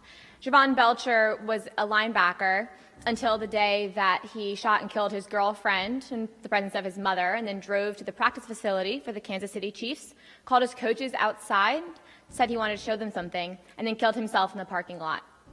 After his death, they tested his brain and found high evidence of chronic traumatic encephalopathy, or CTE, which is a type of brain disease caused by chronic hard hits, and which causes brain disease. Throughout the kind of history of football, there have been increased incidents of CTE in players. Just in the past year, 76 out of 79 former players' brains were tested after death and found impact of CTE. CTE is caused by chronic concussions, especially concussions that aren't treated after they occur. This is especially problematic for the NFL. As you've seen in the video and in your own watching of the NFL and of football games, the number of hard hits that occur per game can be greater than any other sport. With the problems in concussions and CTE, patients and former players develop many symptoms, including depression, alcoholism, and especially bouts of rage, which is especially prevalent in our discussion, as many of these former players have actually increased tendencies toward murder and suicide, and it really poses a public health issue. The NFL has been starting to talk about these issues. It's been in the news more often. However, they haven't really done any concrete steps toward fixing the problem. There are many stories of players who are handed handfuls of pills. They don't really know what they are, painkillers to get them back on the field. The NFL really prioritizes speakers being able to go back onto the field and players being able to get back in the game more so than actually treating their injuries. So our goal, without compromising the quality of the game and really changing the rules of football, we want to try to prioritize public safety and player safety by starting some new policies. So I'm going to pass it over to Locker, who's going to be talking about the status quo and what's going on right now. Thanks, Nora. So the status quo, what usually happens in football. So as you know, there are 22 players on the field at one time, and they're running around and passing the ball, running the ball, and getting hit. It's kind of hard to see from the sideline who gets hit the hardest, where a potential concussion can occur. So the NFL has a spotter. This individual is up in the press boxes, watching the game, looking for potential hits that could result in concussions. When they see one, they radio it to the sidelines. That sideline individual is therefore responsible for pulling that player off the field to take the SCAT. The SCAT is a test, it's a baseline test, that every player takes before the season. It usually has questions like, say the days of the week backwards, something as simple as that. Actually, one of the problems with this test is that a lot of on-the-cusp players that are just trying to get off the practice squad and get onto the actual team, are purposely failing this test. Therefore, so that if they get hit and have a concussion, they can come onto the sidelines and with these adverse effects from concussions can take this test and not fail it, so to speak. So they can go back into the game when they're concussed without the medical professional knowing that this player actually failed the test to begin with. So if we're looking at what happens after a player is identified with a concussion, if they do fail the SCAT test, there's a return to play protocol that involves 5 steps that includes rest and recovery, light aerobic exercise, aerobic and strength, football activities, which include no contact, and finally full clearance to play. Each of these steps requires passing the baseline test as well as a neurological exam given by a medical professional in order to proceed to the next step. Just to add on, the SCAT test is never performed in a specified location. It can be performed in any spot on the field. So if a player gets put out of the game, it can be performed on the sideline, in the tunnel, or in the locker room. So as you might imagine, this could cause some problems with having to perform the test in front of 80,000 people all screaming about a play.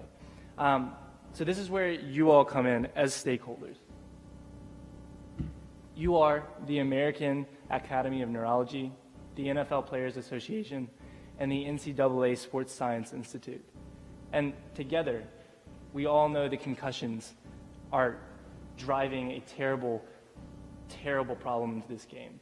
Like, we've seen Jovian Belcher and countless NFL alumni come out with CTE, traumatically damaged for the rest of their lives.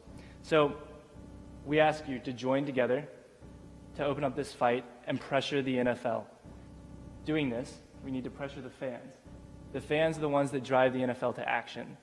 They are the customers of the business of the NFL. And without the fan support, the NFL has no business.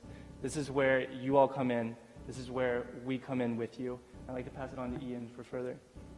Thank you, Locker. So what are we going to do about improving player safety, right? So the first thing to do in the short term is to improve the sideline procedure. And we're going to do that in 3 ways. We recommend that the NFL does this in 3 ways. First, improving and modifying the Wonderlic test. The Wonderlic test is a cognitive aptitude test that the NFL, and NFL scouts in particular, use to test the intelligence of incoming or potential players. And it's in the best interest of the potential NFL players to score high on this test. So they take it every year. And our recommendation is to incorporate the baseline concussion test into this Wonderlic test. That way, players will have the incentive to try hard and not intentionally fail the concussion test. Now, there's another part to this recommendation. The SCAT test, as Locker described, is notorious for being easy to fail. And there's a new test, the King-DeVick test. And research shows that this one is harder to intentionally fail. So we recommend that the NFL include the King-DeVick test into the Wonderlic test. Second, the Insight Riddell sensor system. So we recommend that the NFL adopt this new technology. And what it does, basically, you can see on the diagram, is it puts sensors into the helmet, right? And when players are hit and the impact of the hit exceeds like the baseline for a concussion, the baseline force, the sensors send a signal to a device the team doctor has. And it says, all right, this player is at risk of having a concussion. And then the doctor will have the player come out of the game, and they will test the player for a concussion. So that brings me to my third part of our sideline procedure recommendation. And this is to mandate that the NFL evaluate players inside the locker room, not on the sideline. Now, it's difficult for physicians to test players when there's all this noise and chaos going on the field. And currently, as Locker pointed out, there's no such policy that mandates that players are tested in the locker room. And with that, I'm going to pass off the floor to Allie, and she's going to talk about longer-term solutions and implementation strategy. Great, thanks, Ian. So everything Ian talked about is after a concussion has occurred in the present moment, but a lot of the issue is a culture of underreporting in the NFL. And one way to get at that is at the grassroots and through an education initiative. Essentially, you need to stop a culture of underreporting. The best way we think to do that is to develop an education initiative and to capitalize on the existing partnerships the NFL has with middle and high schools as well as college athletes. Currently, the NFL has 2 programs in which they target middle and high schools. That's Play 60, which is an exercise initiative, and United Way, which is a mentorship program. And by capitalizing on their existing partnerships with these schools, we can make sure we get into these schools and develop a culture and an education initiative that makes sure high school and middle school players aren't encouraged to not report a concussion, and also make sure that the staff for all of these middle and high school teams is properly prepared to identify and diagnose a concussion on the sidelines. Essentially, by doing that, we can mold a generation of concussion-aware football players. So right now, all the players in the NFL already have a certain culture where it's, rub some dirt in it, keep going, suck it up. But if we start at the grassroots with younger players, we can really detail to them the long-term risks of a concussion and make it clear to them that that's not something you want to live with. Now I'm going to talk about a roadmap to implementing our total policy.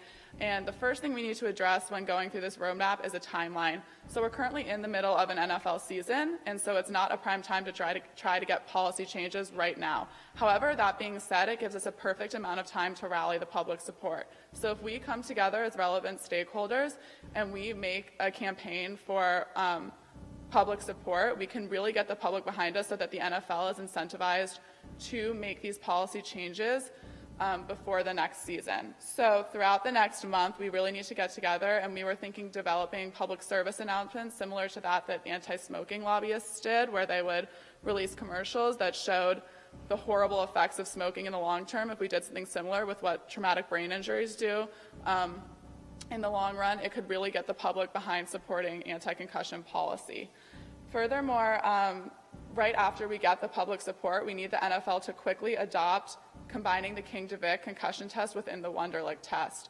The Wonderlic test, as Ian mentioned, is a test of player aptitude that's that is taken at the NFL Combine, which is in late February, early March of this year. So if we get that test to incorporate the concussion testing, it makes sure that the baseline tests will not be intentionally failed by the players. Third, we want to make sure that the Riddell Insight technology is put in the helmets before the next season starts. We were thinking in terms of a trial period, we could make sure preseason helmets are required to have this technology, and if it works, which we expect it to work because it has worked wildly in high schools in the past, it can be continued to work throughout the regular season and playoffs.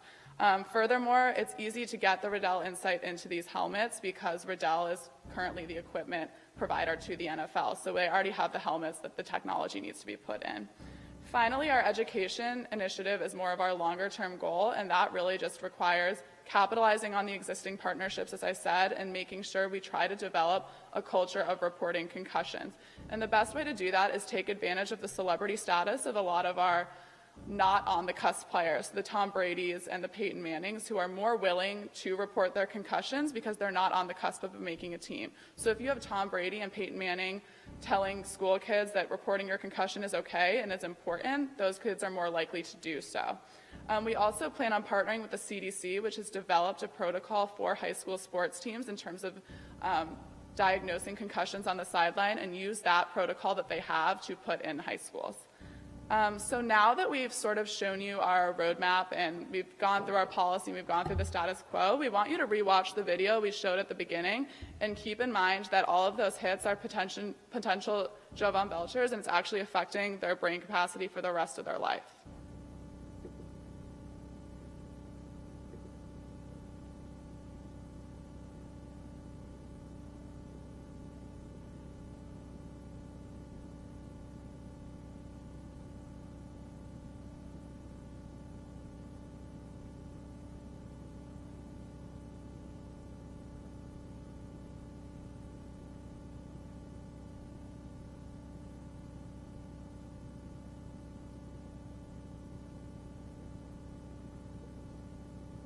So thank you so much for listening to us. We hope you'll come together with us and support anti-concussion policy in the NFL, and we would love to field any questions you may have.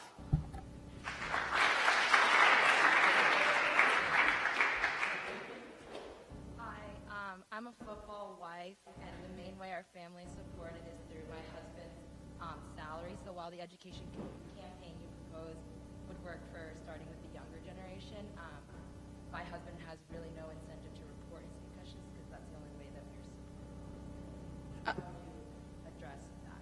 Absolutely. That's actually something we really tried to keep in mind, and it's actually it's a really huge issue in the sense of a lot of players who are really on the cusp of making teams really do not report their concussions because it affects their livelihood. You know, professional sports right now are a great way to alleviate poverty in the sense that you can get a lot of money very quickly from becoming a professional athlete, and so that's definitely a very relevant concern. That's why we tried to make it so it was almost out of their control whether or not they could report a concussion. So we want to put this technology into the helmets at the start of next season so that hits over a certain magnitude are automatically recorded and sent to the team doctor, so they have to be evaluated right away. Also, we've made it so they're incentivized not to intentionally fail their baseline test by including it in their football aptitude test, which is taken into account by coaches and teams before they draft a player. You may have heard the famous quote that says sometimes football players have to protect themselves from themselves. So sometimes that has to.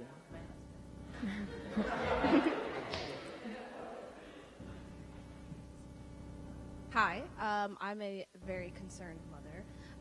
So I was wondering, with regards to the first example that you guys gave of, the player who kind of violent killed himself and with CTE in general, is it a concern for people that, they're concerned with domestic violence with regard to victims, and basically what is the prevention measure for that? Yeah, absolutely. Thank you for the question. Domestic violence is another huge problem plaguing the NFL right now. And while there hasn't been any kind of official study, and I don't want to give any kind of wrong information that there is a definite causal link, CTE is linked heavily to depression, bouts of rage, suicidal thoughts, and especially violence toward others.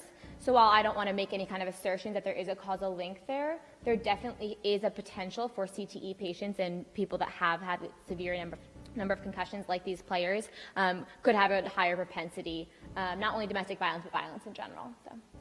And just to add on to that, if you want to maintain the quality of the game, you can't eliminate hard hits as a whole. So what we're trying to do is prevent multiple concussions or players from playing on concussions, which makes their concussions worse and their symptoms worse. So hopefully by addressing the problem at its source and at its first, incidence, we can make this issue less widespread and less traumatic per patient.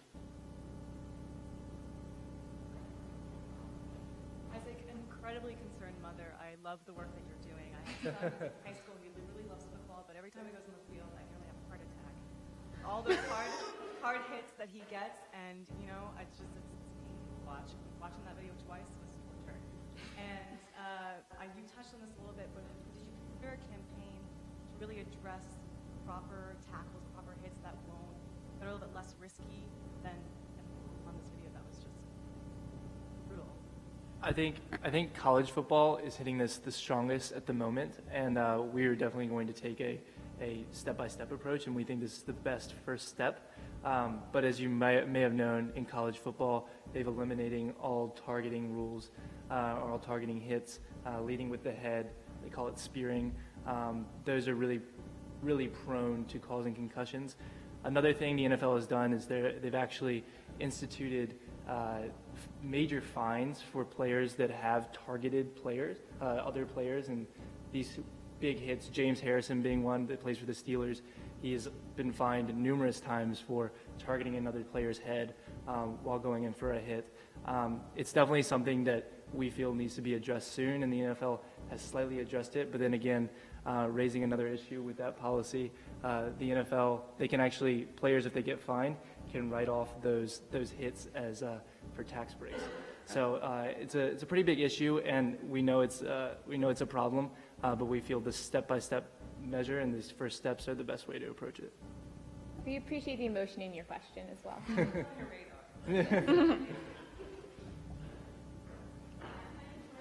From the Center of Science and the Public Interest, and I'm curious. You're saying concussions can lead to mental illnesses, which may lead to violence or other, really unfortunate situations with these players. My concern is that such a national campaign might detract from other issues of mental illness. So if I'm watching and I'm not an athlete, or if I don't know athletes, but I know people who are dealing with these same mental illnesses, how do they break free of this stigmatization, and what resources do they get to use? Can you work with other mental health organizations so that you're maybe not working against each other? Yeah, absolutely. I think mental health is an issue plaguing our entire nation, and not just for athletes. And I think it is very important that we recognize this as one piece in the puzzle toward mental illness. Something that we've talked about is the fact that many mental illnesses are not preventable. Many people are predisposed to mental illness. Many people, unfortunately, are exposed to it through genetics. This is one case where it is preventable. Here, in this way, we are able to make that change, and that's something that we don't want to give up on. Thank you.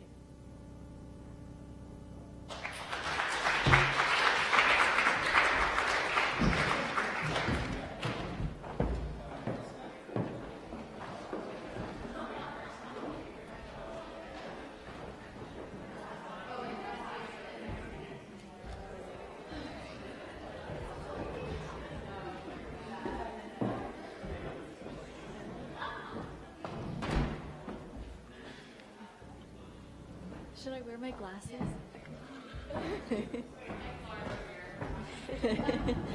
Okay. All right. Let me know when you're ready. Let me know when you're ready. Are you ready? Okay. Okay. On behalf of the entire Power Africa country team for Ghana, thank you for attending our meeting to discuss our proposal for the next Power Africa initiatives in Ghana.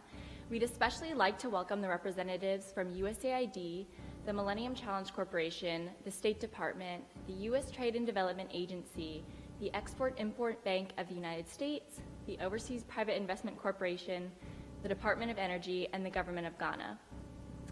My name is Erin, and today I'm going to introduce you to the current problems we're facing in expanding electricity access in Ghana and the optimal strategy for addressing these challenges. Then Sarah will discuss why this strategy is better than possible alternatives. Next, Gracie will talk about the reasons your organization should allocate money and resources to expanding electricity access in Ghana. Finally, Natalie will discuss the concrete action steps we plan to take to implement this strategy and what we need from the organizations represented at this meeting in order to make electricity access a reality in rural Ghana. So let's start with the biggest problem that we as the Power Africa team for Ghana hope to solve. So current Power Africa initiatives in Ghana involve major expansions to power generation and utility grids. However, rural farmers, especially in the northern region of Ghana, continue to lack electricity access, and our current initiatives may not impact these rural areas for many years to come. So that's why we've been exploring options for reaching these rural areas more effectively. So what's our strategy? We believe the most effective strategy for expanding electricity access in Ghana will be to build household-level and mini-grid solar energy installations in Ghana's rural northern region. So our 5-year goal is to connect 500,000 new households to electricity, which will then provide 100 megawatts of energy. This would be a drastic improvement in energy access for rural households. But in order to reach this goal, we're going to need to work towards the implementation of various types of small-scale electricity projects. So on the household level, these will include solar panels, solar batteries, and solar lights. And each of these will provide about 15 to 200 watts of energy. But we'll also have solar mini-grids, which will provide energy access to small communities. And each of these mini-grids will provide about 100 to 250 kilowatts of energy.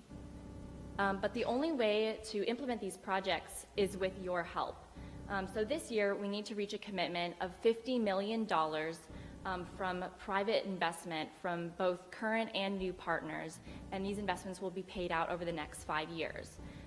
We plan to partner with private producers and distributors and to help acquire financial investments for these partners. We also plan to partner with microfinancing organizations in order to make these solar energy technologies a feasible and affordable option for poor families.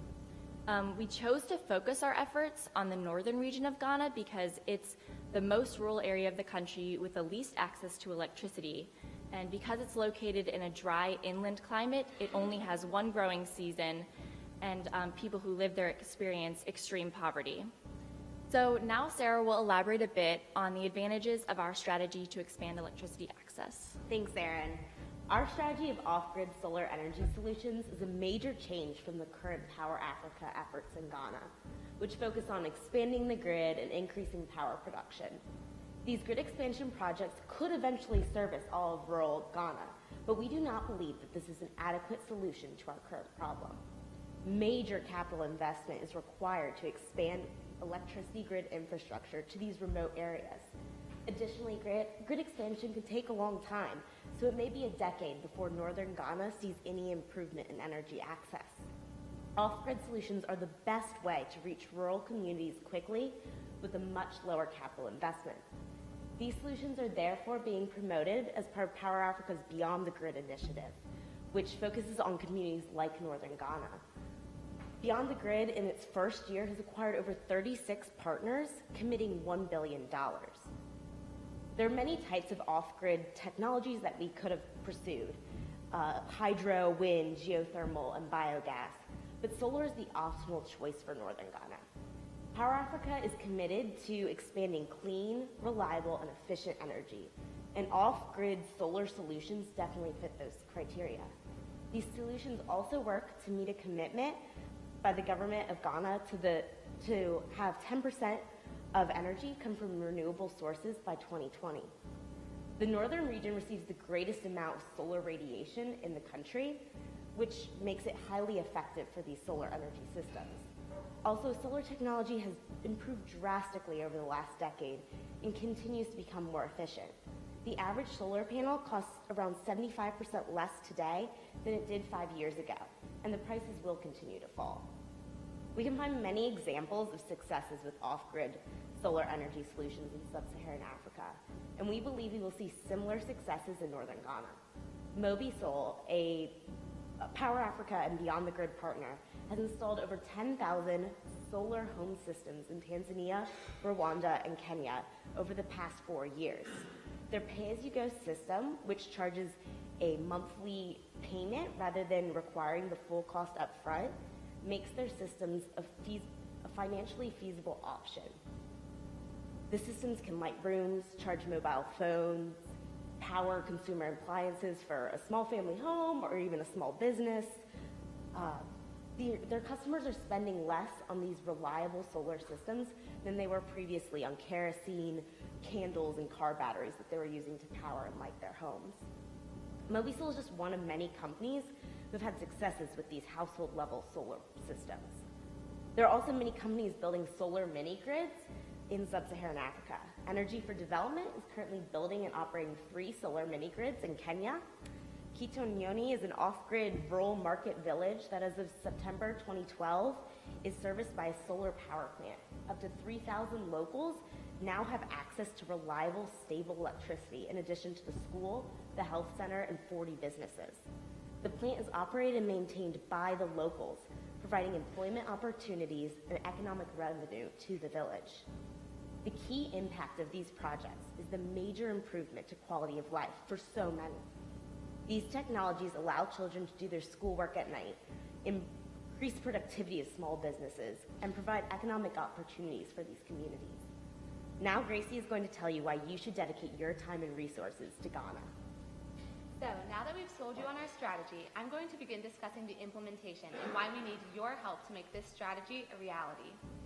We need all the agencies here to dedicate resources and expertise in order to successfully bring solar energy to 500,000 off-the-grid households in northern rural Ghana. We know that many of you are already invested in Power Africa initiatives in the other 5 countries. However, I'm going to discuss why this project in Ghana should be your next priority. As you might know, Ghana does have the most electricity access of all of the 6 Power Africa countries. But this is not a reason for us to turn our backs on the approximately 10 million people who still lack access to electricity in this country. And although the access is comparatively high, their consumption is extremely low. The annual energy consumption per capita in Ghana is only 342 kilowatt hours. This is a very small fraction compared to the 12,461 kilowatt hours used annually per person in the United States. So although Ghana seems better off compared to the other Power Africa countries, there is still much work to be done. Next, it's important to note that our strategy is very in line with the energy sector of the government of Ghana, which is comprised of two main agencies.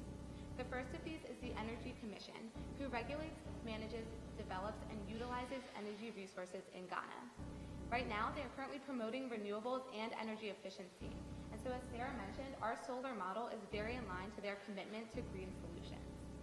The other agency is the Electricity Company of Ghana, who has a mission to provide safe, quality, and reliable electricity in order to promote the socio-economic growth and development of the country. And so they're committed to reaching those who would otherwise not be able to afford traditional energy, and those are our beneficiaries as well. There's also the Enzima project right now, which is the largest solar plant in Africa, and it's actually located in Ghana. However, it's just another example of grid expansion and how those off the grid are being left out. However, it is an example of how solar energy is becoming a priority in Ghana and the continent of Africa as a whole. The energy sector of the government of Ghana is a safe and profitable investment because of their political stability, low corruption, commitment to compromise and reforms, and their increasing power demand. Ghana has been a stable democracy since 1993. This shows their political stability and their capability to promote and sustain long-term projects. The corruption levels in Ghana are relatively low compared to surrounding nations. Their 2013 Corruption Perception Index in Ghana was 46, which is one of the lowest in Africa. The Millennium Challenge Corporation has a power compact with Ghana in which the country is committed to making the necessary reforms to the energy sector to entice private investment. Such reforms include privatization, which will improve infrastructure and quality, an energy efficiency project, and a capacity building project which will improve monitoring and evaluation of the sector and the tariffs. Finally, energy demand in Ghana is increasing at a rate of 10 to 15% per year. This will make it relatively easy for us to find and entice firms in Ghana to partner with us to provide the solar grids. So for the reasons I just discussed, Ghana is the best country out of the 6 Power Africa countries to be a pilot project for our off-the-grid solar systems. After applying this strategy in Ghana and doing a comprehensive monitoring and evaluation assessment, we can then go on and implement it in the other 6 Power Africa countries and continue expanding electricity in Africa. Now Natalie is going to discuss what exactly we need from each of you to make this strategy a reality. Reaching our goal of $50 million in private investment and expanding access to off-grid solar technology in northern Ghana will require fostering both current and new partnerships. We will be calling upon current partners to ramp up their efforts within Ghana, and we'll be seeking out new partners who are already working in Ghana that can provide additional funding and resources towards the project. This would include reaching out to U.S. companies who are already producing these off-grid technologies, as well as investors who may be willing to contribute funds towards our goal of $50 million in private investment, which we then plan to invest over the next 5 years. In order to make this opportunity more desirable to potential investors, we need each organization present to commit its respective resources towards the project.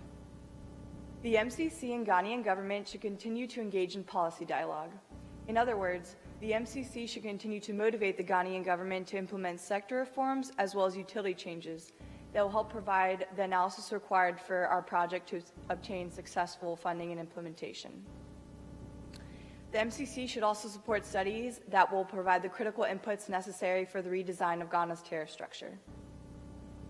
OPIC and the Export-Import Bank should also contribute financing towards the project. Both organizations can support private investment in off-grid technology by providing direct loans and guarantees, as well as political risk insurance. USTDA should continue to provide market information for both the governments and businesses involved in the project. It should support feasibility studies and also pilot projects, which will help provide which will also help attract investment in off-grid energy projects. Finally, the DOE can help provide technical assistance by identifying the best solar technologies, as well as troubleshooting any problems that may arise in the pilot projects. In conclusion, our 5-year goal is to provide 500,000 new households with electricity, which will in turn provide over 110 megawatts of energy. In order to reach this goal, we need a commitment of $50 million in private investment, which we plan to invest over the next 5 years. We need each of the organizations present to be on board with this project in order to attract investors. Off-grid solar technology is the best option because it's quick, clean, aligns with Power Africa's initiatives, and has worked in other areas prior to this. Our project really has the ability to transform the lives of many of Ghana's poorest citizens.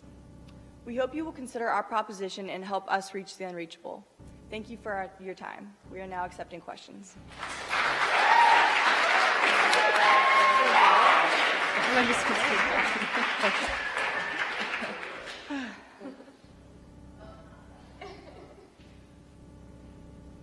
Sounds like a wonderful project. I was just wondering how you plan on attracting new engineers or such qualified employees to help you carry out your project. And if I'm assuming